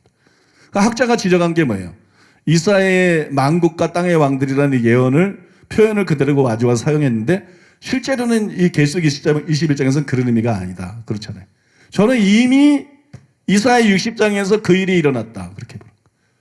그러니까 모순이 전혀 없는 것이다. 마운스가 생각한 것보다도 좀 어색하거든요. 그 설명이. 모순이 전혀 없는 것이다. 왜냐하면 지금 이사야가 천년왕국에 대해서 예언하고 있어요. 새하늘과 새 땅까지 이렇게 겹쳐서 보고 예언하고 있어요. 그런데 거기서 만국이 나와. 그 다음에 왕들이 나와. 천년왕국 때는 땅의 왕들이 이미 왕이 아니에요. 그죠? 천년왕국 때는 이미 만국이 아니에요. 구원받은 사람으로, 회개한 사람으로 다 구성이 돼 있지. 근데 이사야가 뭘 내다본 거냐? 지금은 그렇지 않은데 먼 미래의 이 새 세대의 종말에 어느 시대에 온 세계가 하나님을 경외하는 때가 올 것이다. 온 세계가 하나님을 경외하는 때가 올 것이다. 만국이 하나님을 경외하는 때가 올 것이다. 땅의 왕들이 하나님을 경외하는 때가 올 것이다. 믿습니까? 그 계시를 받은 거예요. 그 계시를 받아가지고 어떻게 표현하는 거예요? 현재 존재하는 만국과 땅의 왕들, 그 일상적으로 사용하는 만국과 땅의 왕들이라는 표현을 통해서 이 표현을 통해서 실제로 만국을 얘기하고 있는 게 아니고 실제로 땅의 왕들을 얘기하고 있는 게 아니고 천년왕국 때가 되고 새하늘과 새 땅이 되면은 전 세계가 열방이 하나님을 경배하게 될 것이다. 하나님을 섬기고 예배하게 되고 섬기게 될 것이다. 믿습니까? 그거를 여기서 표현했다는 거예요. 그러니까 여기서 이미 만국이 문자 그대로의 만국의 의미는 아니라는 것입니다. 왕들도 문자 그대로 왕의 의미가 아니라는 것입니다. 그 다음에 계시록 21장에 나오는 만국도 문자 그대로 만국의 의미가 아니라는 것입니다. 그런 용어로 전 세계가 하나님을 섬기는 걸 표현한 것이지. 새하늘과 새 땅 때 이제 나머지 모든 인류, 새로운 인류가 그죠? 전 세계적으로 하나님을 섬기고 예배할 것을 말한 것이지. 그러니까 우리가 지금 만국이 뭐라는 거예요? 구원받은 성도 전체, 각 나라와 족속과 민족과 방언에서 구원받은 성도 전체. 그 다음에 땅의 왕들이 뭐예요? 그 중에서 왕노릇할 사람들. 이렇게 이해해도 이사야 60장과 모순이다, 모순이 아니다. 절대로 모순이 아니라는 거예요. 이해가 되십니까, 여러분? 이사야 60장도 그거를 말하고 있다는 거예요. 저의 해석은 그렇습니다. 이제 마운스의 해석은 그런데 그런 표현을 그냥 가져와서 예언하다 보니까 새하늘과 새 땅과는 전혀 어울리지 않은 걸 남겨놨다. 계시를 그렇게 불완전한 거로 만들면 안 되지. 성경을 그렇게 불완전한 거로 만들면 안 되죠. 그죠? 그래서 저는 이 해석이 옳다고 생각해요. 제가 성경을 묵상하면서 결론을 내린 이 해석이 더 정당하고 제대로 된 해석이다. 그렇게 생각합니다. 여러분 제 생각에는 땅의 왕들이라는 표현 때문에 사람들이 자꾸 오해를 하는 것 같아요. 이 땅의 왕들이라는 표현 때문에 헷갈립니다. 땅의 왕들이라고 했으니 이 세상의 왕이 아닌가. 그러니까 자꾸 천국은 하늘, 그죠? 세상은 땅, 이런 이분화된 생각들, 그런 고정관념. 천국은 하늘나라. 그 다음에 땅 하면 세상 나라. 이런 생각, 이게 잘못됐다는 거예요. 땅의 왕들이라고 했으니까 이 세상 왕이 아닌가 이렇게 될 생각을 하는데, 그러나 여러분 천년왕국도 하늘이 아니라 땅이잖아요. 그죠? 천연왕국이 하늘에 이루어지는 게 아니라 땅에 이루어지고 그 땅에서 성도들이 왕노릇하죠. 계시록 5장 10절에 보니까는 그들이 땅에서 왕노릇하리로다. 성도들에 대해서 그렇게 말했어요. 그들이 땅에서 왕노릇하리로다. 여러분 새하늘과 새 땅은 어때요? 새하늘과 새 땅도 마찬가지 않아요? 새하늘과 새 땅이잖아. 일부에는 웃어주던데 3부에는 안 웃어줘. 새하늘과 새 땅, 땅이잖아요 여러분. 새하늘과 새 땅. 새하늘과 새 땅이 실제로 지구를 없애버리고 그 자리에 새로운 지구를 만드는 거잖아요. 그게 여러분 새로운 것, 그게 새하늘과 새 땅이잖아요. 천국이 하늘에 있는 저 천국을 말하는 게 아니잖아요. 거기 새 예루살렘 성이 하늘에서 내려오고 성도들과 하나님이 거기서 영원히 왕노릇하며 사는 거잖아요. 그죠? 그러나 이게 땅이잖아요 여러분. 그러니까 땅의 왕들이 왜 꼭 땅의 왕이라고 생각하느냐? 그 땅의 왕들이 지금 어떤 땅을 말하고 있어? 지구를 말하고 있으면서 옛 하늘과 옛 땅을 말하고 있으면서 땅의 왕들 이러면 그게 진짜 이제 대통령이나 왕이나 수상이나 뭐 이런 사람이 되겠지만, 지금 새 하늘과 새 땅을 얘기하면서 땅의 왕들이라 그러면 바로 그 새 하늘과 새 땅에서 왕노릇하는 성도들을 말하는 거지. 그걸 왜 진짜 왕이라고 생각하나? 그걸 왜 그때 대통령이 어딨나? 그때 수상이 어딨나? 문재인이 그때도 대통령 해먹으면 그 속 터져서 어디 살겠어요, 여러분? 그런 거 아니라는 거예요, 여러분. 그런 거 빨리 끌어내려야 되는데. 그런 거 아니라는 거예요. 새하늘과 새 땅이 오기 전에. 그냥 조금 더 그렇다는 거예요. 그러니까 땅의 왕들을 새하늘과 새 땅에서 왕노릇하는 성도들을 땅의 왕들이라고 부르는 게 뭐가 이상한가? 우리가 고정관념을 갖고 보니까 자꾸 그 의미를 오해한다는 거예요. 착각한다는 거예요. 그를 땅의 왕으로 부르는 건 새하늘과 새 땅에서 왕노릇하는 자리니까 당연하다는 것이. 믿습니까? 그들이 실제 땅의 왕들이라는 거예요. 응? 그날 새벽에 여기까지 이해하는 건 쉬웠어요. 물론 이제 마지막 일부 부분에 대해서는 나중에 보니까 또 이제 해석이 좀 불완전한 게 있어서 어제 또 한탕을 씨름을 했어요. 그래서 이제 더 이렇게 보완을 하고 그래서 여러분들에게 설명해 드렸는데, 아무튼 지금까지 설명해 드린 게 그날 새벽에 받은 것의 대부분이고 어제 일부 좀 고친 게 있고 그렇습니다. 보강한 게 있고. 그날 새벽에 여기까지 이해하는 거는 쉬웠어요. 근데 복병이 하나 있더라고요. 이 해석에 심각한 복병이 하나 있어. 그게 뭐냐면 요한복음 14장 1절에서 3절입니다. 너희는 마음에 근심하지 말라. 하나님을 믿으니 또 나를 믿으라. 내 아버지 집에 거할 곳이 많도다. 그렇지 않으면 너희에게 일렀으리라. 내가 너희를 위하여 거처를 예비하러 가노니 가서 너희를 위하여 거처를 예비하면 내가 다시 와서 너희를 내게로 영접하여 나 있는 곳에 너희도 있게 하리라. 여기서 심각한 게 뭐예요? 거처라는 단어예요. 거처. 그죠? 이게 이제 거처.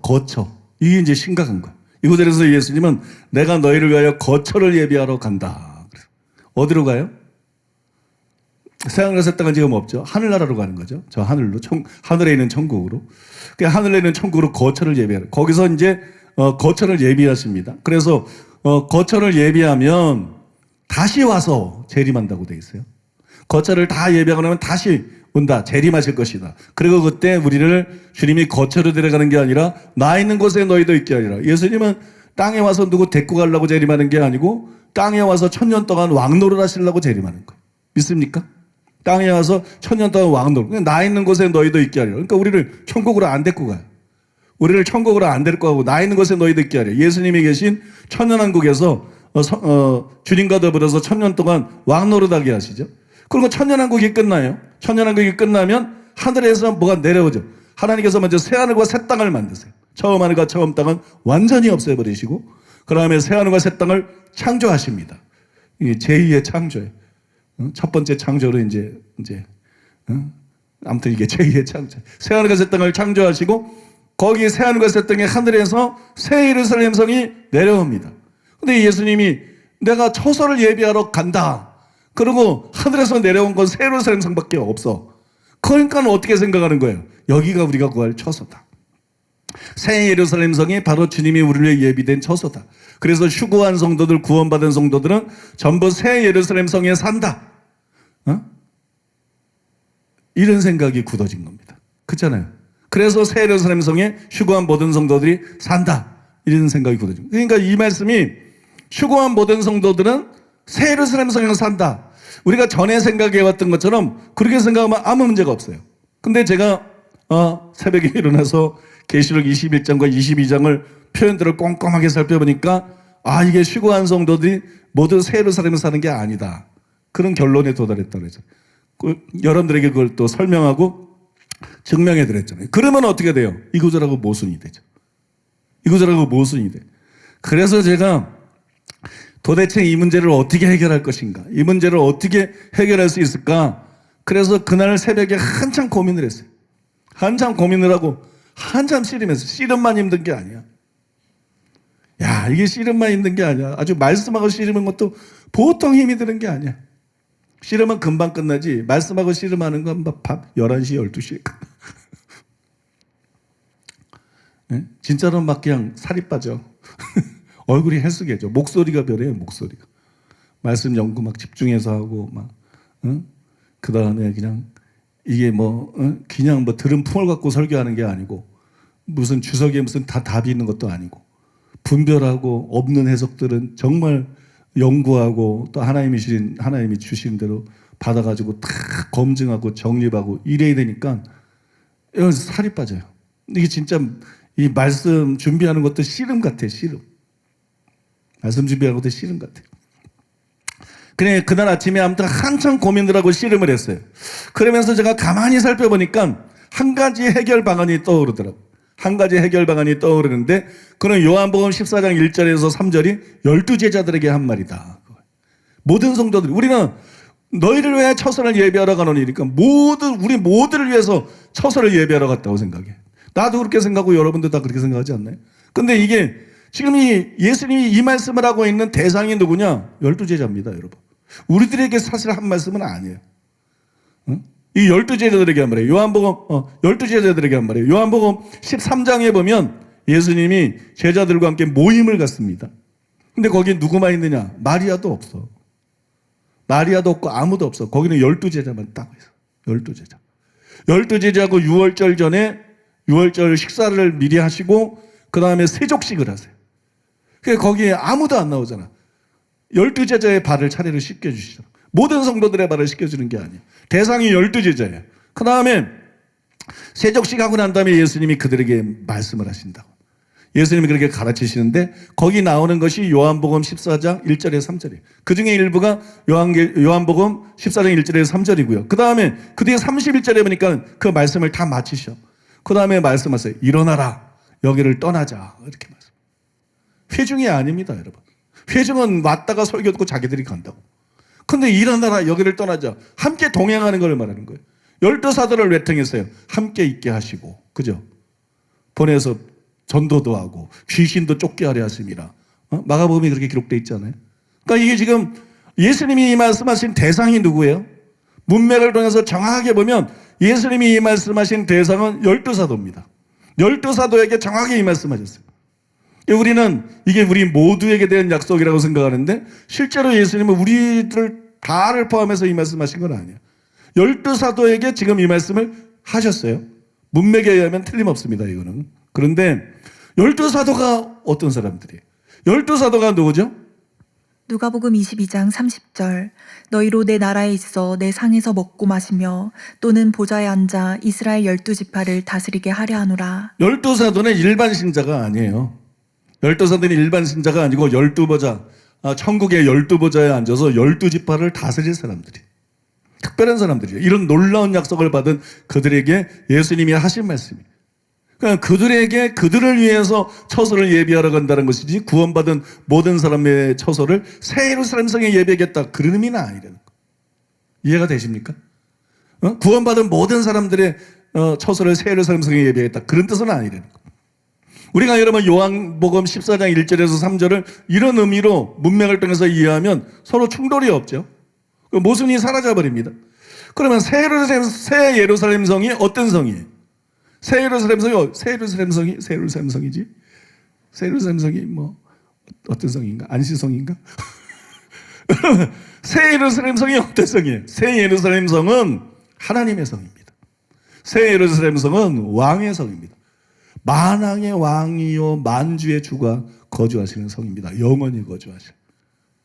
이걸 알아야 돼. 새 예루살렘 성이 뭔지부터 알아야 돼. 새 예루살렘 성은 하나님의 성, 왕의 성입니다. 그러므로 모든 백성들이 그 안에 살지 않는 것이 더 자연스럽지 않나요? 그죠? 모든 사람은 거기 살지 않는 게 더 자연스러워요. 어떻게 이러면 한 성 안에 모든 백성이 다 사나요? 그런 나라가 있나요? 그런 성이 있나요? 없어요. 근데 왜 우리는 새 예루살렘 성에 대해서 그런 생각을 그렇게 갖고 있었을까? 오랫동안 그런 생각에 사로잡혀 있을까? 어느 나라든 왕의 성 안에 모든 백성이 다 살지는 않습니다. 또한 왕의 성이지만 그 안에 왕만 사느냐? 그렇지는 않죠. 더구나 여러분, 새 예루살렘 성은 우리가 유럽에서 볼 수 있는 그런 작은 성들이 아니에요. 그런 뭐 성주들이 살았던 그런 작은 성들이 아닙니다. 땅에 있는 예루살렘과 비교되는 큰 성입니다. 실제로는 땅에 있는 예루살렘보다 훨씬 큰 성입니다. 왜냐면 이 길이가 한 2200km 이상 되는 성이니까 땅에 있는 예루살렘보다도 뭐 굉장히 몇 배인지는 제가 계산 안 해봤지만 여러 배 되는 그런 큰 성이에요. 그러므로 땅에 있는 예루살렘 안에도 많은 사람들이 또 살았잖아요. 이스라엘 민족 전체가 예루살렘 성 안에 산 건 아니지만 예루살렘 안에 많은 사람이 살았잖아요. 그럼 우리가 유추해 볼 수 있다는 거예요. 새 예루살렘 성 안에도 모든 백성이 사는 건 아니다, 천국에. 그러나 하나님만 거기 거하시는 것도 아니다. 거기에 사는 또 많은 사람들이 있을 것이다. 그걸 우리가 여러분 유추해 볼 수 있다는 것입니다. 그죠? 충분히 그렇게 유추해 볼 수 있죠. 비근한 예를 하나 들으면 천년왕국을 예로 들 수 있어요. 천년왕국. 천년왕국 때 어떻게 했어요? 천년왕국 때 예수님이 이 땅에 오셔서 예루살렘에서 왕노릇 하십니다. 그래서 이제 예루살렘으로 스가랴서는 초막절을 지키러 만국에서 오고 그런 거예요. 예수님이 거기서 다스리기 때문에 실제로 잠에서 다스리십니다. 근데 천년왕국 때 예루살렘 성 안에 모든 구원받은 사람이 사는가? 그러면 터져 죽어. 잠도 못 자. 다 서 있어야 돼. 예루살렘 성 안에 창세 이후로 구원받은 사람들이 여기 전부 다 사는가? 불가능하죠, 여러분. 그럴 리가 없어요. 계시록 20장 9절에 보니까 그들이 지면에 널리 퍼져 지면에 널리 퍼져 성도들의 진과 사랑하시는 성을 두루매 하늘에서 불이 내려와 그들을 태워버리고 그래서 지면에 널리 퍼졌어요. 곡과 마곡 전쟁에서 반역하는 사람들이 사탄에게 미혹된 사람이 지면에 널리 퍼졌는데 그 지면에 널리 퍼져서 뭐가 있었어요? 성도들의 진이 있었어요. 성도들의 진이 있었고 또 사랑하시는 성이 있었어요. 이 사랑하시는 성은 예수님이 재림하시는 예수님이 직접 계시면서 다스리는 예루살렘입니다. 믿습니까? 예루살렘. 이 예루살렘. 그 예루살렘 안에 모든 사람이 있었냐? 아니야. 성도들의 진이 두루 퍼져 있었어요. 성도들의 진. 그래서 성도들은 거기에 살고 있었어요. 거기에 살고 있었어요. 저는 이와 똑같을 거라고 생각해요. 예루살렘이 있지만 이스라엘 백성들이 전부 거기 사는 건 아닌 것처럼 지금이죠. 그 다음에 천년왕국 때도 예루살렘이 있지만 거기에 구원받은 모든 성도들이 사는 게 아니라 성도들의 진이 있었던 것처럼. 근데 왜 우리는 새하늘과 새 땅은 다르다고 생각하나? 새하늘과 새 땅에 새 예루살렘 성이 있는데 왜 수고한 성도들이 전부 여기 살 거라고 생각하나? 거기 사는 성도도 있고 새하늘과 새 땅에 널리 퍼져서 사는 성도도 있고 두 종류의 성도가 있을 거라고 보는 게 타당하지 않나요, 여러분? 그게 자연스럽고 억지가 아니고 그게 타당하지 않나요? 여러분, 저는 그렇게 생각해요. 그러면 이제 궁금해지는 게 있어요. 누가 새 예루살렘 성에 살 것인가? 새 예루살렘에서 사는 사람은 누군가? 그건 답이 간단합니다. 왕의 성에 누가 살겠어요? 왕의 성에, 여러분, 왕이 거주하고 왕의 성에 누가 사느냐? 이거 생각해보면 답이 나옵니다. 왕의 성에 누가 살겠어요? 왕을 가까이에서 모시는 고관 대적들이 살겠죠. 그죠? 고관 대적들이. 실제로 그렇지 않나요? 과거에 실제로 그렇지 않았나요? 왕성 안에 왕과 신분이 높은 귀족들이 살고 성 밖에서 뭐 평민들이 농사 짓고 살고 여러 가지 일하면서 살고 뭐 그렇지 않았나요? 그처럼 새 예루살렘 성은 하나님의 장막으로 만왕의 왕이신 하나님이 거하시는 곳이기 때문에 인류 역사상 가장 뛰어난 성도들이 새 예루살렘 성에 살게 될 겁니다. 인류 역사상 가장 뛰어난 성도. 구약의 아브라함, 이삭, 야곱, 그전에도 많지. 노아 할아버지, 에녹 할배, 많지. 그 다음에 이제 구약의 위대한 선지자들, 그죠? 모세, 엘리야, 뭐 엘리사, 뭐 사무엘, 뭐 많지. 뭐 다이당도 거기 있을 거고, 그 위대한 선지자들, 또 뛰어난 성도들. 그다음에 여러분 신약 시대 때에도 12사도, 그죠? 또 바울 사도, 이런 사도들. 그다음에 성인들, 교회사에 보면 성 프란시스, 그죠? 성 프란시스, 성 안토니 알아요? 안토니 이노키 말고 성 프란시스, 수도사들의 아버지라고 부르는 대안토니라고 부르는데 성 안토니, 뭐 대단했던 하나님의 사람이에요. 간증들 읽어보면 기가 막혀요. 너무 존경스러워. 성 프란시스, 성 안토니, 인도의 성자 썬다싱, 뭐 이런 분들. 아니면 이제 교회에서도 위인들이 많잖아요. 존 웨슬리, 찰스 피니, 뭐 이런 분들을 위시해가지고. 존 웨슬리, 찰스 피니. 이제 많은 그런 분들을 위시해서 많은 사람들이 있어요. 그 다음에 무명의 성도들 중에서도 그건 천국 가봐야 알아.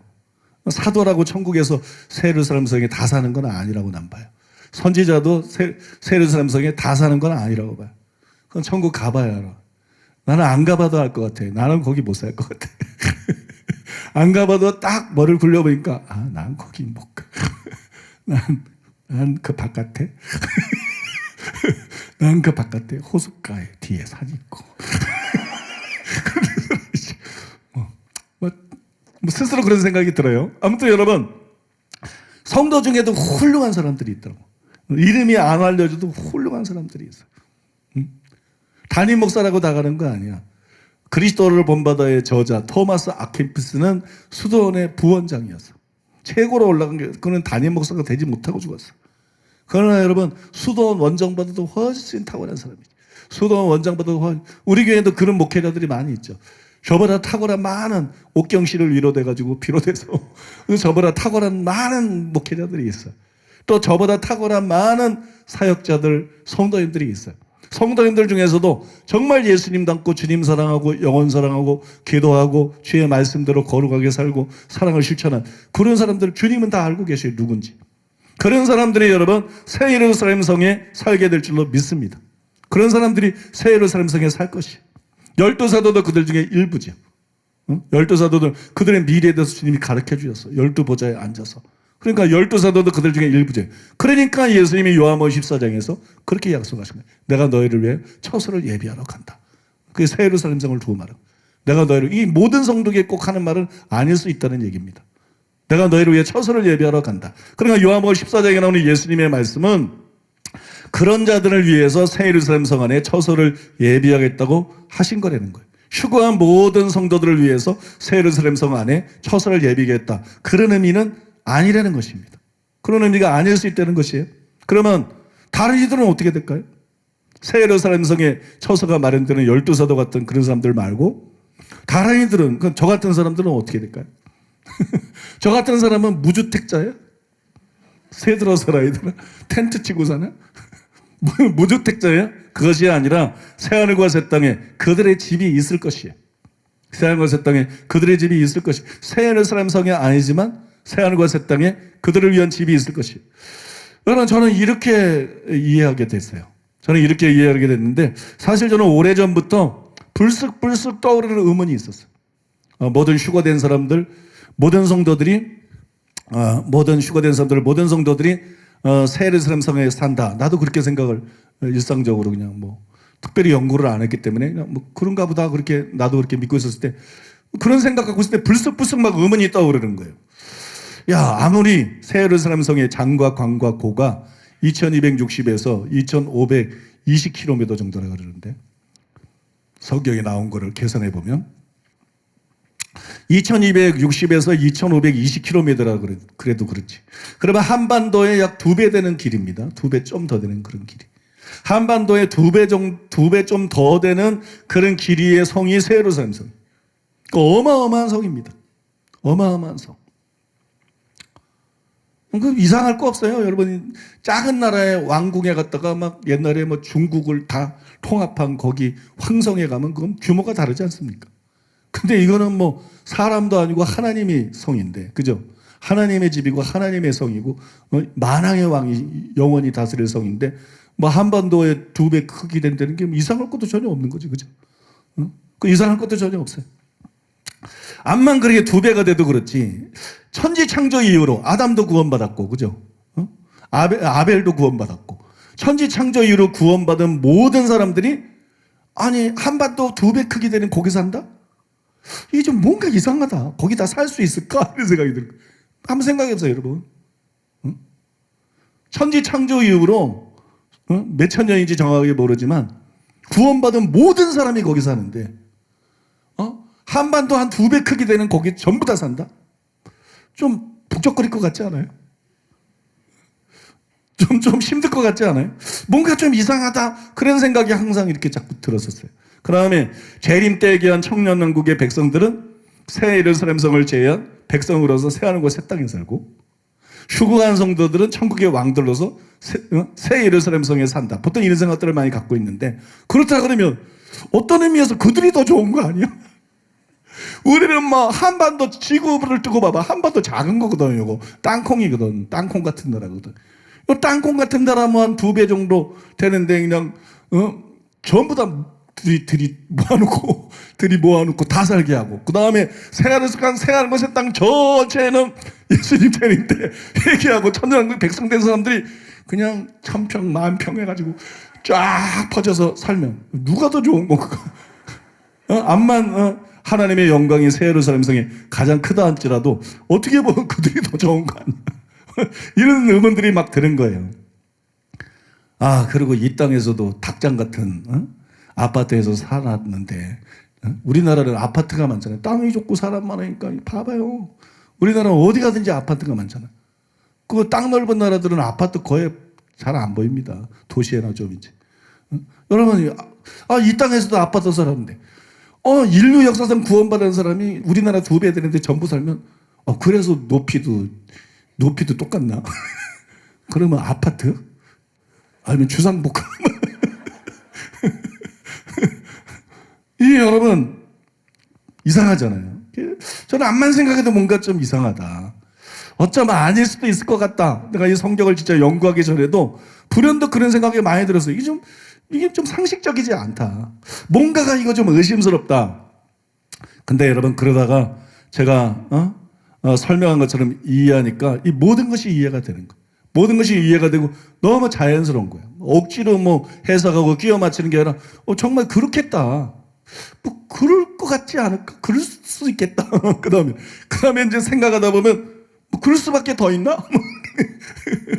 뭐 그럴 수밖에 더 있나? 뭐 그런 생각이 들어요. 그런 생각이 강하게 듭니다. 실제로 제가 그랬는데 왜냐하면 휴거의 시기가 7년 대환란 전이 아니잖아요.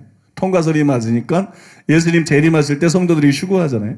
재림을 통해서 예수님이 우리를 천국에 들어가는 게 아니라 천년왕국이 시작되고 그 처음 하늘과 처음 땅 없어지고 새 하늘과 새 땅을 만드시고 그 다음에 우리가 영원히 살 것은 하늘에 있는 천국이 아니라 새 하늘과 새 땅이잖아.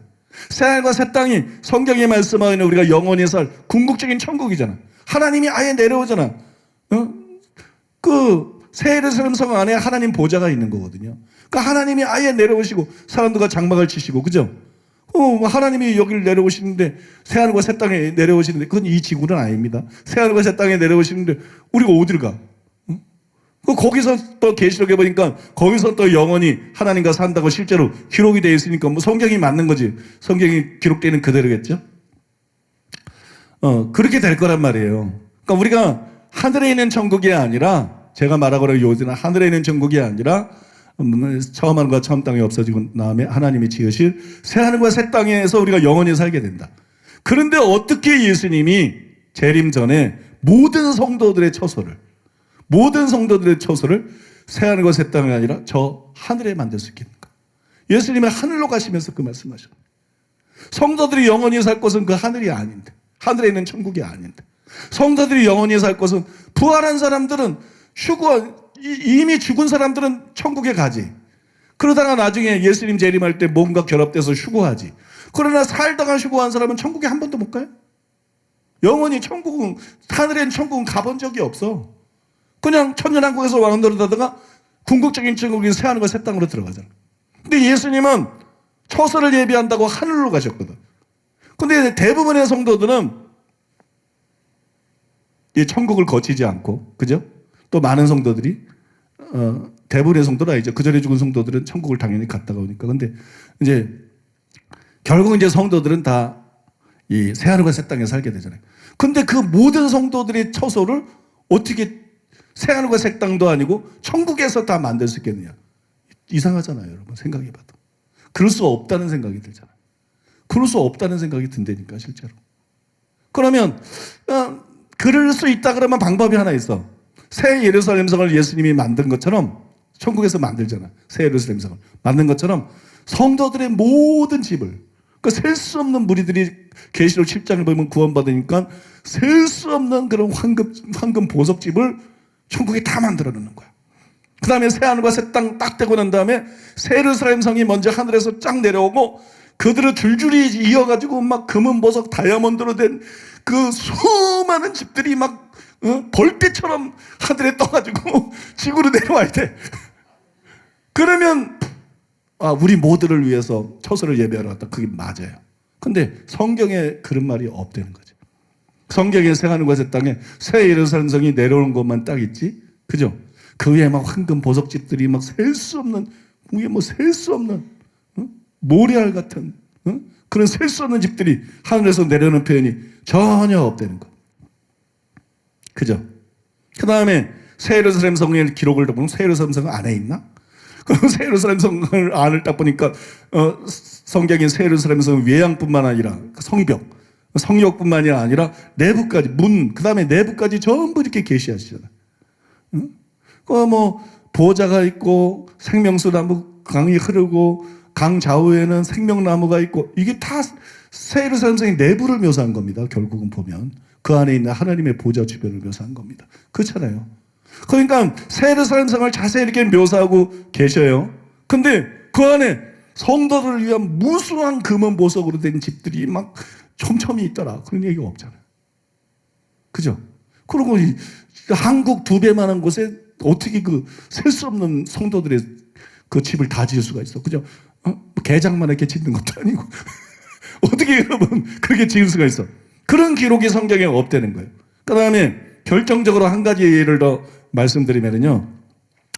결정적으로 한 가지 더 생각해 볼 점이 있는데, 천국의 길이 뭐로 돼 있죠? 천국의 길이 뭐로 돼 있어요?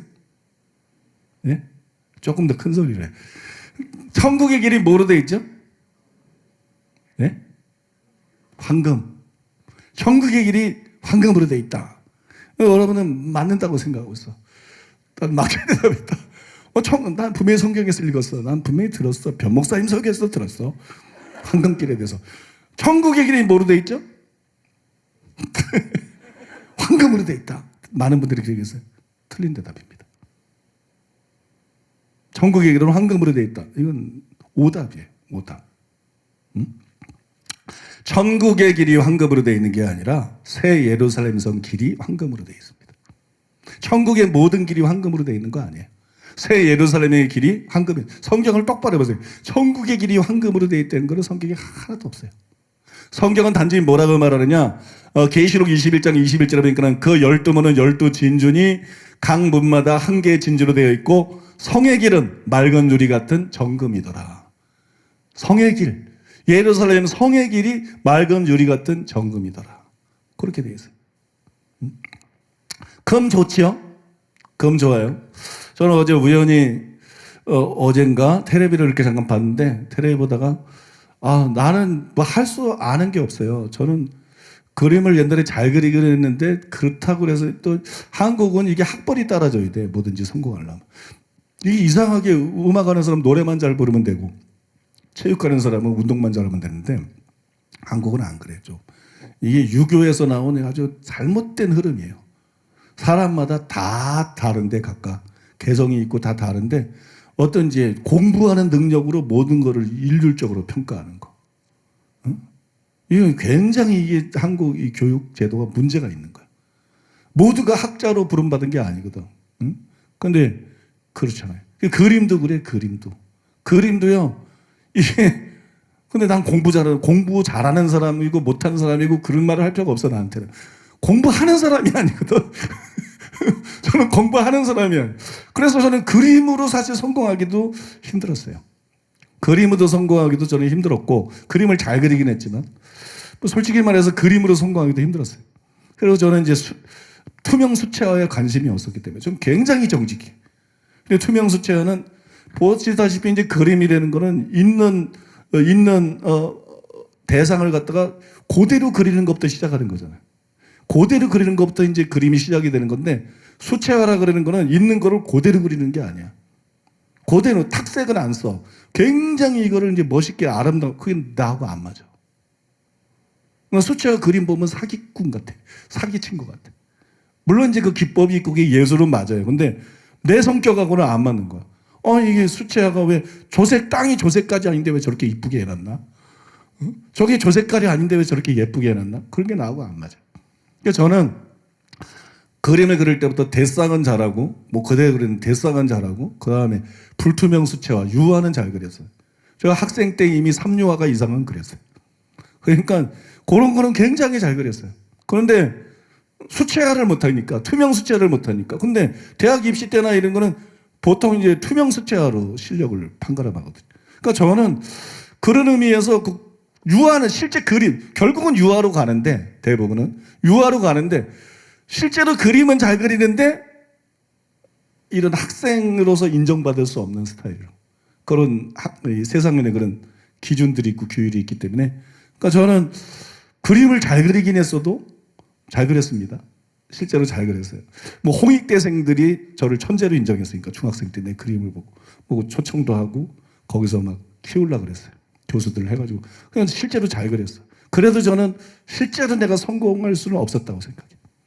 그럼 그거 외에는 내가 잘하는 게 없어요. 그거 외에는 잘하는 게 신만이지. 신만이. 이제 산에 가서 산삼 캐고, 뭐 더덕 캐고, 하수옥 캐고, 버섯하고. 이제 그건 나하고 맞아. 제가 눈이 굉장히 예리하거든요. 눈이 굉장히 예리해서 차 타고 지나가면서도 그냥 산을 보면서 그냥 알아. 저기 뭐가 있는지만 알아. 그러니까 눈이 굉장히 밝고, 부모님들이 굉장히 놀래. 뚜두두두두 이래가지고 봐요. 여러분들은 그냥 보지만 저는 뚜뚜뚜뚜 이래가지고. 근데 제가 할 수 있는 게, 내가 목사가 안 됐으면 할 수 있는 게 신만이밖에 없겠다. 그런 생각이 들어요. 근데 어제 제가 새로운 직업을 발견했어요. 테레비를 보면서 금속 탐지기를 가지고 금속 탐지기를 가지고 산에 다니면서 이렇게 하니까 뭐 동전도 나오고, 뭐 옛날에 반지도 나오고, 뭐 옛날에 화폐도 나오고. 야, 저건 나하고 적성이 맞는다. 저는 자연을 좋아하고, 뭘 찾는 걸 좋아하고, 뭘 캐는 걸 좋아하고, 뭐 잡는 거 좋아하고 막 이러거든.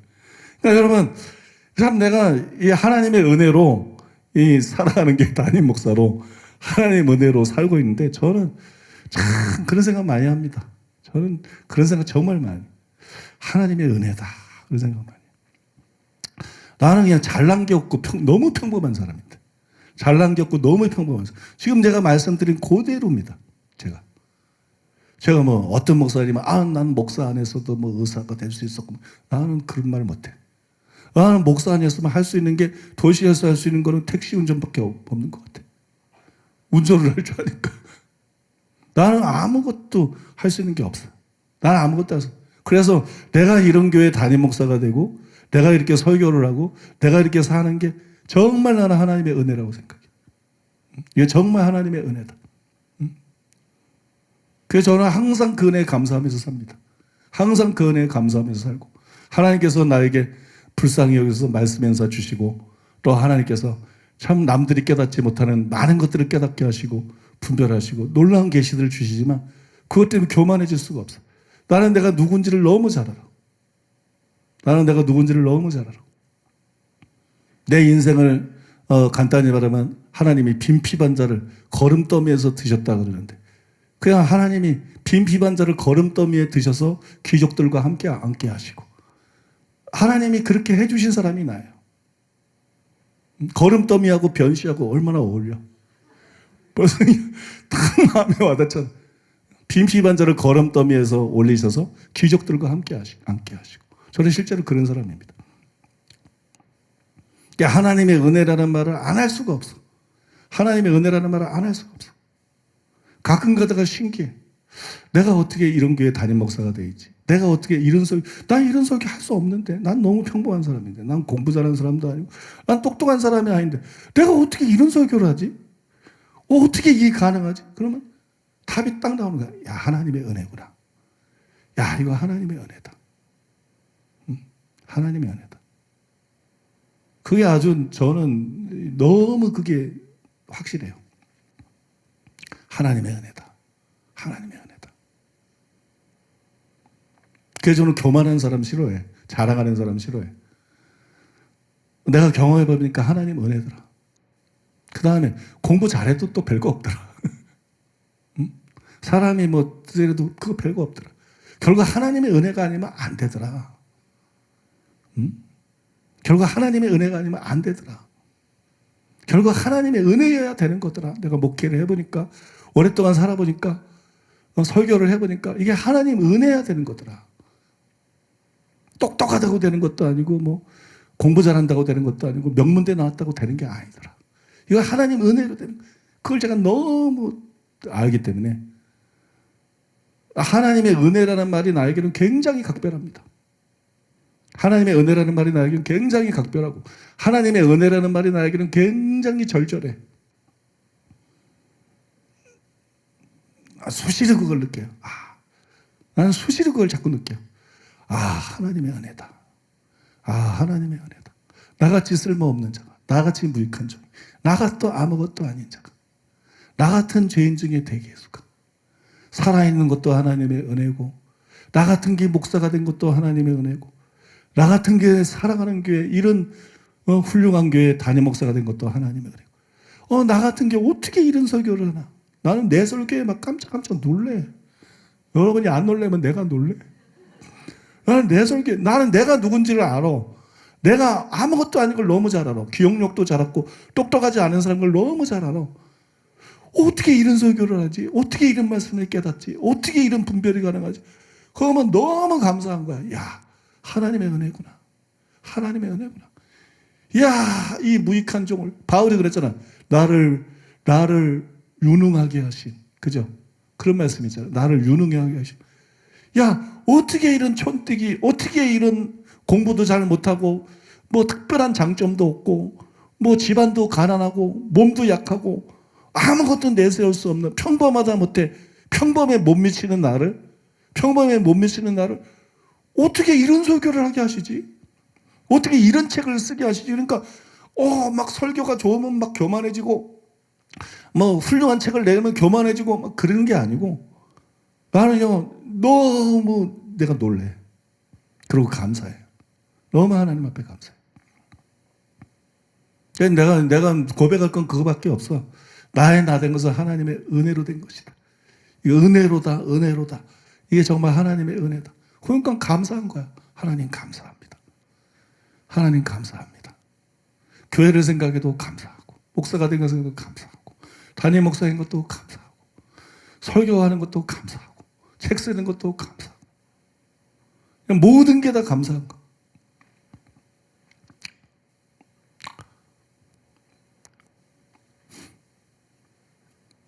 이제 금 좋아요. 그러나 여러분, 이제 세례 삼성의 길이 금이다 그랬는데 한번 생각해 보세요. 여러분, 아스팔트나 시멘트 길을 걷는 게 좋습니까? 아니면 흙길을 걷는 게 좋습니까? 사람은 흙으로 몸이 만들어졌어. 사람은 흙으로 몸이 만들어지기 때문에 흙길을 걷는 게 좋아요. 그리고 요새는 맨발로 걸을 수 있는 많은 길들을 이제 지자체에서 여기저기 만들고 있는 추세잖아요. 그죠? 흙길로 맨발로 걷는 그런 곳이 많죠. 그래서 저는 전에 가끔씩 막 이런 생각이 들더라고요. 천국의 길, 그때 이제 나도 여러분처럼 착각한 거예요. 천국의 길이 순금이라고 생각한 거예요. 성경을 똑바로 안 읽어보고, 천국의 길은 순금이야. 이렇게 생각한 거예요. 그러니까 그게 마음에 안 드는 거야. 천국의 길이 전부 순금이라고? 재미없겠다. 너무 분위기 없다. 이게 좀 분위기가 없다. 천국의 길이 천국의 길이 순금이라고? 그러면 너무 운치가 없지 않나? 그 별로 뭔가 안 좋을 것 같다. 맨날 금바닥이나 걸어다니면 그게 뭐가 좋겠나? 막 그런 생각이 들었어요. 그러다가 이번에 제가 알았어요. 새 예루살렘의 성의 길만 순금이라는 거.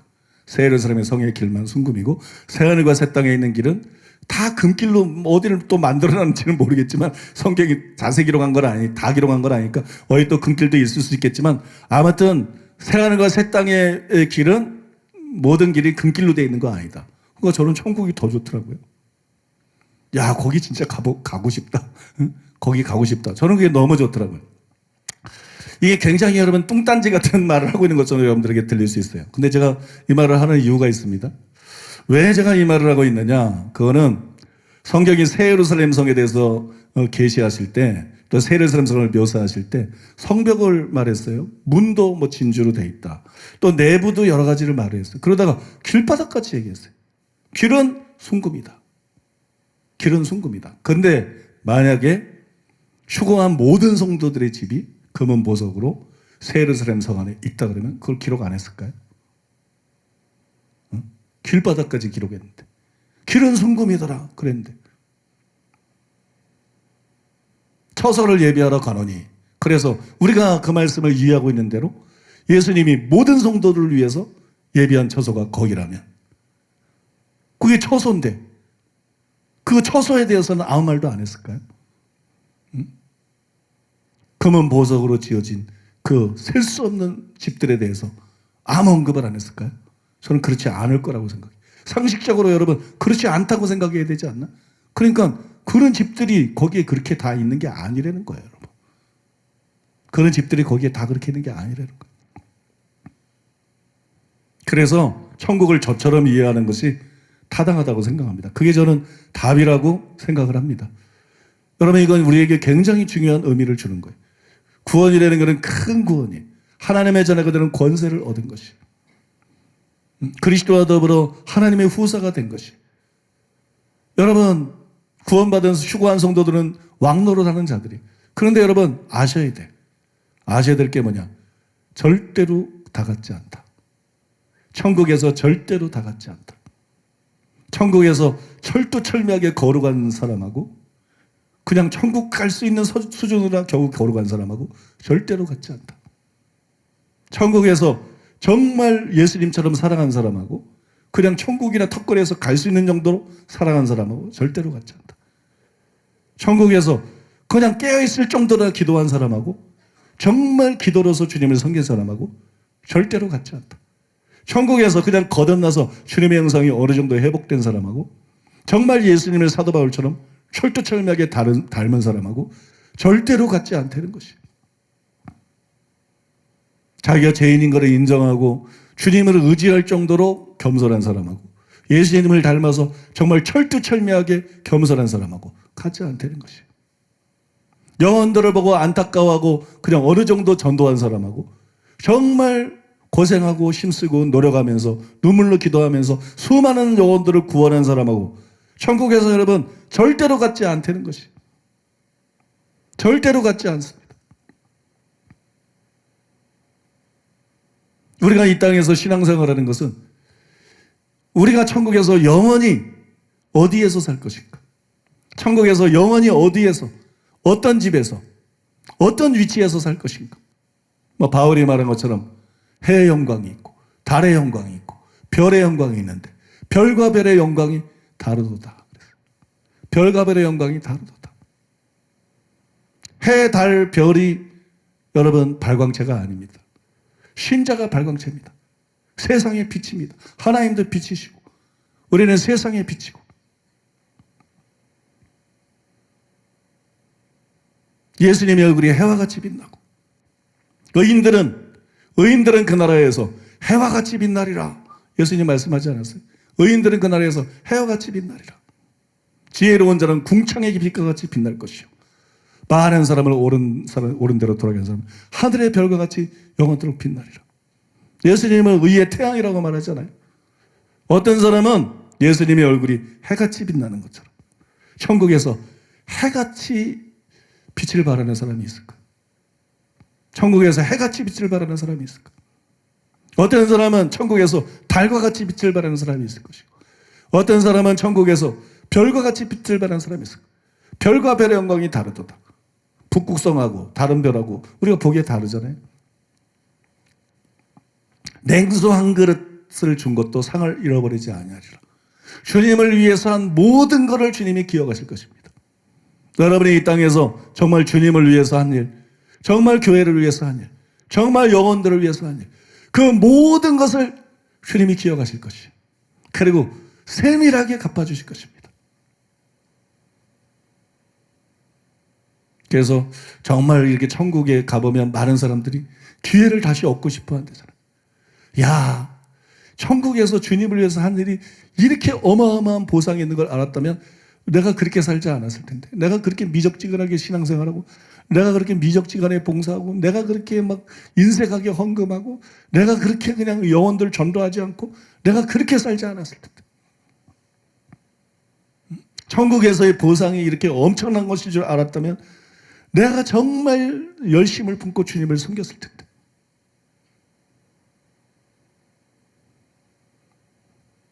천국에서 절대로 같지 않습니다. 천국에서 단 한 사람도 같지 않습니다. 주님이 냉수 한 그릇 대접한 것까지 전부 계산하시기 때문에 천국에서 단 한 사람도 같지 않습니다. 세밀하게 여러분들이 주님을 위해서 한 일을 갚아주십니다. 그래서 여러분, 주님 위해서 하는 모든 일이 작은 일이라고 생각하지 마세요. 그건 주님 위해서 하는 일은 어떤 일인지 다 귀한 것이고, 어떤 일인지 다 영원한 가치가 있는 것이고. 그러니까 여러분, 정말 즐거움으로, 시편에 보면 자원하는 심령을 주사, 억지로 하지 마시고, 천국의 그 영원한 영광과 상급을 바라보시고, 여러분들이 정말 자원하는 마음으로, 즐거운 마음으로 최선을 다해서 하나님의 섬기는 여러분 되시기 바랍니다. 바울이 말한 것처럼 수고하라 그랬잖아요. 수고하라. 이는 너희 수고가 헛되지 않은 줄 알미니라. 여러분들이 주님을 위해서 하는 모든 수고가 절대 헛되지 않다는 걸 알고, 여러분의 열심을 가지고 적극적으로 최선을 다해서 하나님 말씀대로 살고, 봉사하고 전도하고 기도하고 주님 닮아가고, 그렇게 살다가 천국에 가서 해와 같이 빛나는, 해와 같이 찬란하게 빛나는 여러분들 되시기를 예수님의 이름으로 축복합니다. 우리 들은 말씀 기억하면서 통성으로 기도하겠습니다. 주여 삼창하고 기도하겠습니다. 주여, 주여, 주여. 우리의 부르심 가운데 하나님 나라에서 왕들이 되는 것입니다. 주님이 만왕의 왕이시고 우리가 주님과 함께 모든 것을 다스리는 그 사람들이 되는 것입니다. 어떤 사람들이 그 사람이 될 것입니까? 주님을 가까이 하는 사람들, 주님을 사랑하는 사람들, 주님과의 친밀함 가운데 있는 사람들일 것입니다. 누가 주님이 계신 그곳에 가까이 있을 것입니까? 주님을 사랑하는 만큼 주님과 가까이 있을 것입니다. 주님을 닮은 만큼 가까이 있게 될 것입니다. 내 안에 주님이 이루어진 것만큼, 주님의 형상이 이루어진 것만큼 우리가 주님과 가까이 있게 될 것입니다.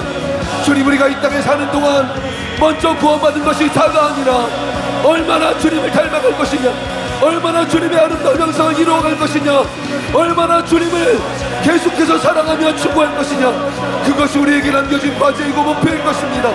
주님, 우리가 땅의 것을 쫓는 자들이 아니라 하늘의 것을 추구하는 자들이 되게 하여 주시면서 세상과 같이 많은 잡다한 것에 마음을 빼앗기는 것이 아니라 주님을 향하여 우리의 마음을 더욱더 쏟을 수 있게 하여 주시면서 주님을 더욱더 얻기를 원하고, 주님을 더욱더 사랑하기를 원하고, 주님과 닮기를 원하는 그것이 우리에게 더욱더 큰 소망이, 더욱더 큰 갈망이 되게 하여 주시면서 주님은 오늘 이 말씀을 통하여서 우리가 가게 될, 우리에게 위해 예비된 주님의 나라에 대해서 말씀해 주셨습니다.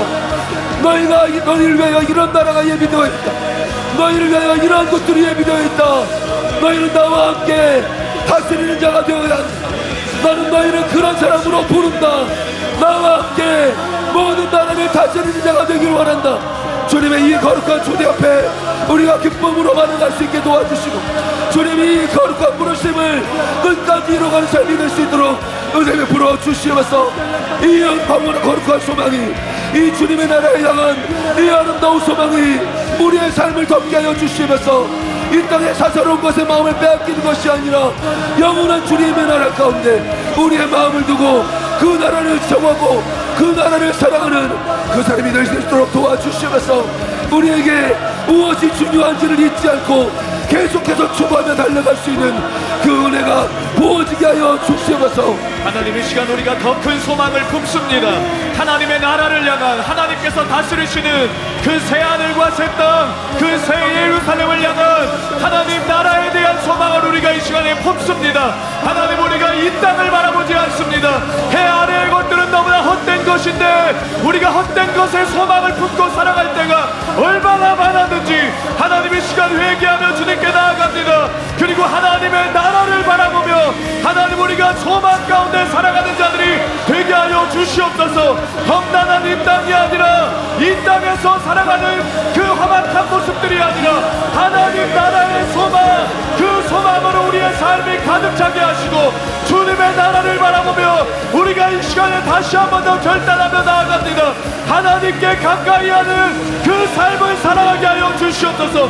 그것이 참된 복임을 깨닫고 주님께 나아가는 자들이 일어나게 하여 주시옵소서. 이기는 자들, 자기 두루마기를 빠는 자들, 참된 구원의 진리를 깨닫고 다름질하며 달려가는 자들, 결코 넘어지지 않고 주님의 말씀대로 살기 위해 분투하며 싸우며 살아가는 하나님의 사람들, 이곳에서 일어나게 하여 주시옵소서. 새하늘과 새 땅을 바라보며 하나님 새 예루살렘을 바라보며 하나님, 우리가 그렇게 살아갈 수 있도록 그 나라에 합당한 자들로 세워질 수 있도록 아버지께서 역사하시고 우리 또한 결단하며 하나님 나아가게 하여 주시옵소서. 주의 성령을 물붓게 부으소서. 주의 성령을 물붓게 부으소서. 하나님의 마음을 부으소서. 우리에게 주님의 마음을 부어 주시옵소서. 새하늘과 새 땅 새 예루살렘을 예비하시는 하나님의 마음을 부어 주시옵소서. 하나님, 그 존귀한 존재가 되어서 하나님과 가까이 살기 원하시는 내 아버지의 마음을 깨닫게 하여 주시옵소서. 자녀에게 좋은 것을 풍성히 주기 원하시는 하나님은 하나님을 사랑하고 가까이 함으로 주님과 영원히 하나 되는 삶으로 주님에게 존귀함을 누리게 하는 자들로 하나님 살기를 원하신다는 것을 우리의 심령으로 깨닫고 붙잡게 하여 주시옵소서.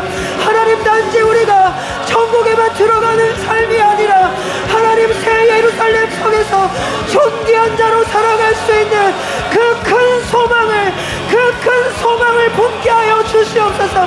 하나님, 이기는 자로 살아야 우리가 하나님이 주시는 땅으로 들어갈 뿐만 아니라 존귀한 자의 자리로 갈 수 있습니다. 아버지, 이것이 욕심이 아니라 하나님의 갈망인 것을 깨닫게 하여 주시옵소서. 누가 자녀에게 아주 안 좋은 것을 주겠습니까? 하나님, 내 아버지 좋으신 것, 최고의 것 우리에게 주기를 원하신다면 이 땅에서 이 말씀 들은 우리가 그것을 소망하게 하소서. 그 경제로, 그 높은 수준으로, 그 최고의 자리로 갈망하며 나아가게 하여 주시옵소서. 우리가 어떤 자들인지를 기억하게 하여 주시옵소서. 사도 바울의 고백을 기억하게 하여 주시옵소서. 우리는 아직 다 이룬 자들이 아닙니다. 구원을 받았을지라도 우리는 달려가야 되는 자들입니다. 경주하는 사람들입니다.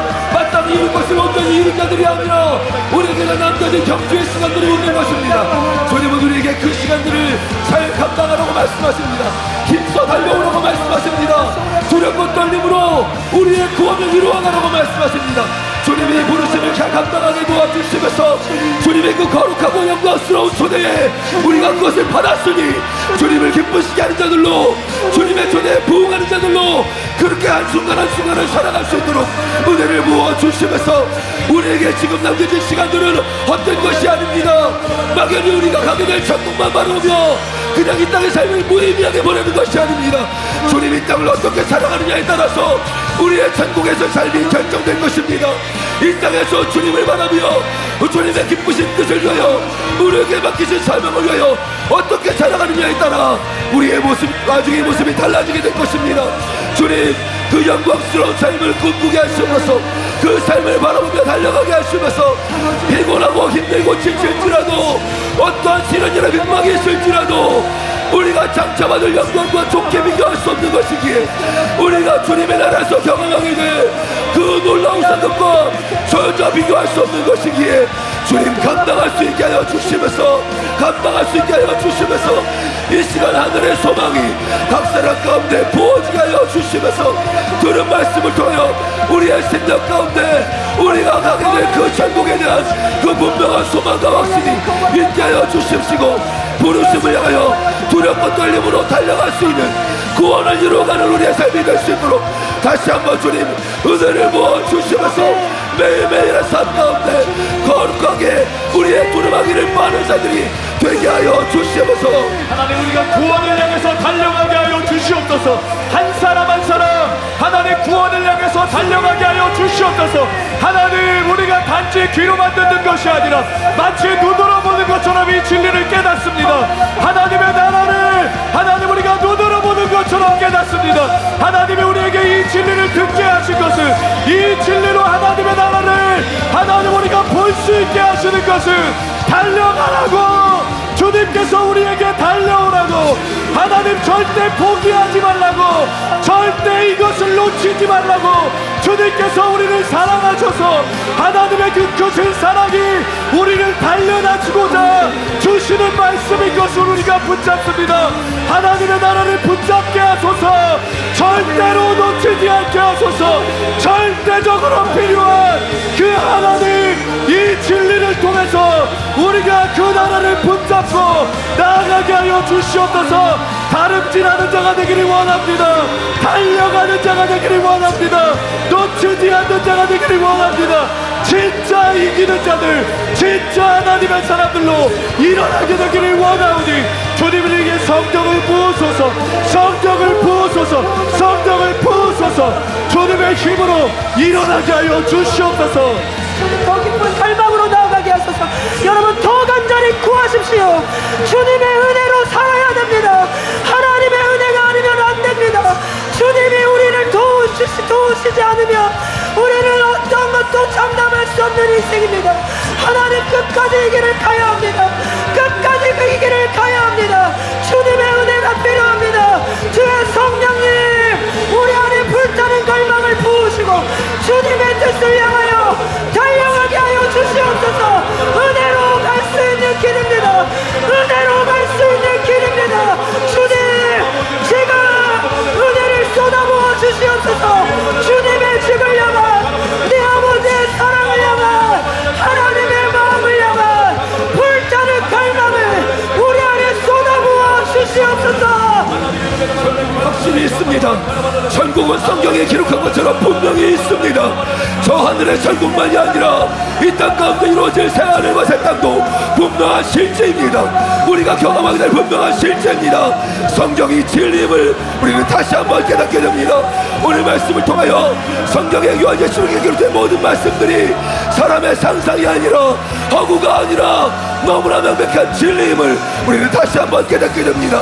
주님 이렇게 우리가 알지 못할 때에는 막연하였지만 깨달으면 깨달을수록 주의 말씀이 얼마나 오묘한지 주의 말씀이 얼마나 정확한지 주의 말씀이 얼마나 구체적이고 세밀하게 진리인지 우리가 그것을 깨닫게 됩니다. 주님 더욱더 진리의 빛을 비춰주시면서 그리고 우리가 밝혀진 이 진리의 말씀을 통하여 영원한 소망을 확고하게 붙잡게 도와주시면서 뜬구름을 잡는 것 같은 신앙생활이 아닙니다. 막연하게 살아가는 신앙생활이 아닙니다. 너무나 분명한 실제입니다. 너무나 분명한 실제입니다.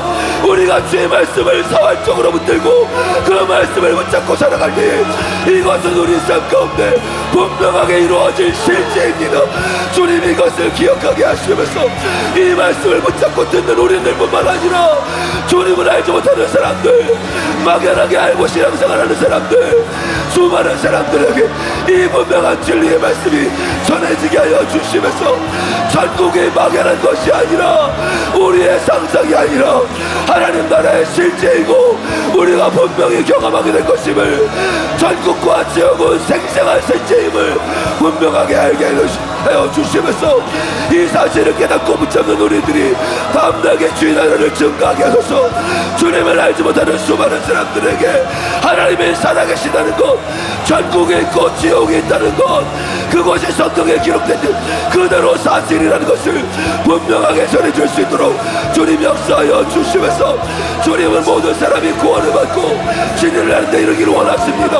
수많은 사람들을 옳은 대로 돌아올수록 주님 우리가 그 사명을 감당하게 하여 주시면서 이 땅을 살아가는 가운데 한 영혼이라도 구원받기를 원하시는 주님, 우리가 주님의 손과 발이 되어 주님의 힘이 되어 그 직분을, 그 사명을 감당할 수 있도록 주님 역사하여 주시면서 진리의 말씀과 성령의 능력으로 노장되게 하여 주시면서 하나님이 진리가 더 많은 사람들에게 전파되게 하여 주시옵소서. 더 많은 사람들에게 들려지게 하여 주시옵소서. 하나님, 한국교회 가운데 이 진리가 더욱 필요합니다. 하나님, 목회자들이 이 진리를 통해서 깨어나야 됩니다. 이 시대에 열방의 교회들이 이 진리를 통해서 깨어나야 됩니다. 희석되어진 구원의 그 잘못된 하나님 가르침이 아니라 진짜 구원의 진리, 하나님의 말씀을 통해서, 성경을 통해서 우리에게 계시하신 이 구원의 진리가 많은 사람들에게 필요합니다. 그저 막연한 구원의 확신이 아니라 생생하게 살아계신 하나님의 말씀이 많은 사람들에게 전파되게 하시고, 이것을 통해서 더 많은 영혼들이 자기의 두루마기를 빠는 자들, 진짜 이기는 하나님의 사람들로 일어나게 하여 주옵시옵소서. 아프리카와 열방 가운데 이 복음의 진리가 전파되게 하시고 주님 깨어나는 역사가 일어나게 하여 주옵소서. 감사합니다.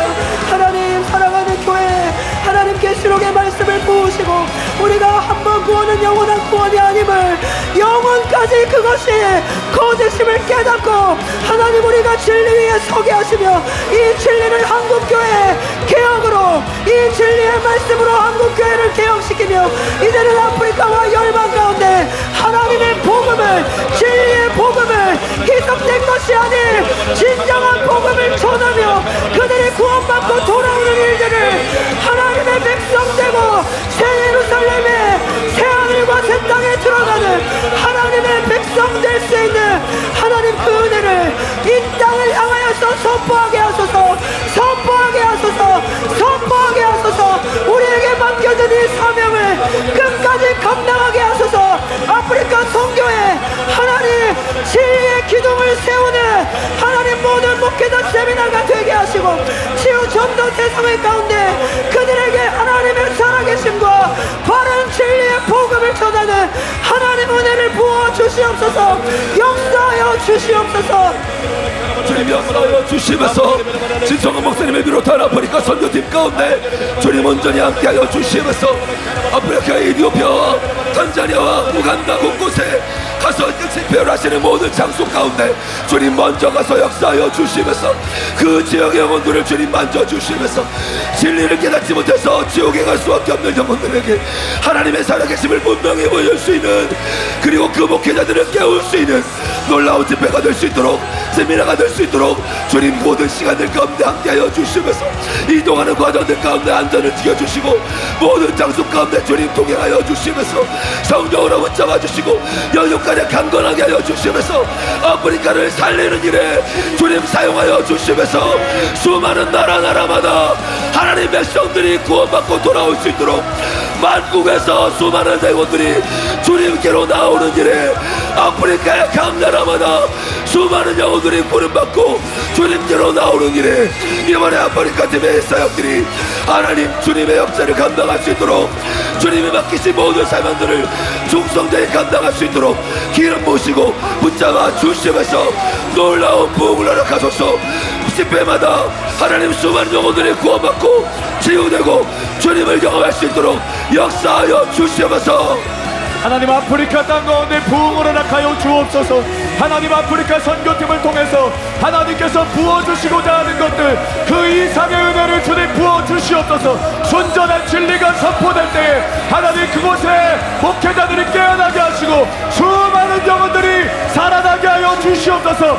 신음하는 영혼들이 진리로 깨어나게 하시고 그들이 하나님의 영혼들을 향한 갈급한 마음을 가질 수 있도록 아버지 역사하여 주옵소서. 단자니아에 서 있을 목회자 세미나 이번 주간에 있습니다. 주님께서 붙잡아 주시고 하나님 순전한 진리의 말씀을 선포될 때에 그곳에 모여있는 목회자들이 깨어나서 영혼들을 살리는 진리로 깨우는 역사가 일어나게 하여 주시옵소서. 깨어나게 하여 주옵소서. 깨어나게 하여 주옵소서. 진리가 그들을 깨우게 하여 주시옵소서. 하나님 역사하여 주시옵소서. 여러분 힘있게 마음으로 기도하십시오.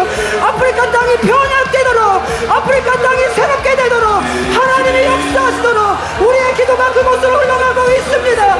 하나님 진성호 목사님을 붙잡으소서. 성령의 불로 붙잡으소서. 하나님의 권능으로 붙잡으소서. 하나님 불같은 방망이와 같은 진리의 말씀을 선포할 때 보는 눈을 주시고 깨닫는 마음을 주시고 들을 귀를 주셔서 모든 목회자 세미나 가운데 하나님 그들이 개혁되게 하소서. 진리 안에 개혁되게 하소서. 모든 목회자들이 진리로 새롭게 되며 그들을 통하여 탄자니아가 돌아오게 하소서. 탄자니아가 진리로 돌아오게 하소서. 하나님의 생명의 복음이 전파되게 하여 주소서. 모든 여건들 환경들을 하나님 지켜주시옵소서. 선교팀의 연합을 주시고 하나님의 생명으로 불성방으로 제껴 모아여 주시옵소서. 진리의 중요성이 너무나 귀합니다. 진리의 중요성을 더욱더 깊이 알게 하여 주시면서 사랑하는 이 통하여 선포되는 하나님 말씀의 그 진리가 얼마나 수많은 영혼들에게 필요한지 하나님 한국교회 가운데 멸망의 교회들 가운데 수많은 영혼들 가운데 이 회복된 진리가 얼마나 중요한지 하나님 깨닫게 하여 주시옵시고 이 진리를 전하는 일에 하나님의 복음을 증거하는 일에 우리의 삶을 온전히 드릴 수 있도록 주님 역사하여 주시면서 아프리카와 수많은 영혼들을 구원하는 일에 사랑하는 교회를 부르신 주님을 찬양하며 감사드립니다. 이 일들을 끝까지 잘 감당하는 하나님 우리 교회가 되게 도와주시고 우리 모든 성도들 될 수 있도록 은혜 베풀어 주시옵소서. 모든 말씀을 존귀하신 예수님의 이름으로 기도드립니다. 아멘.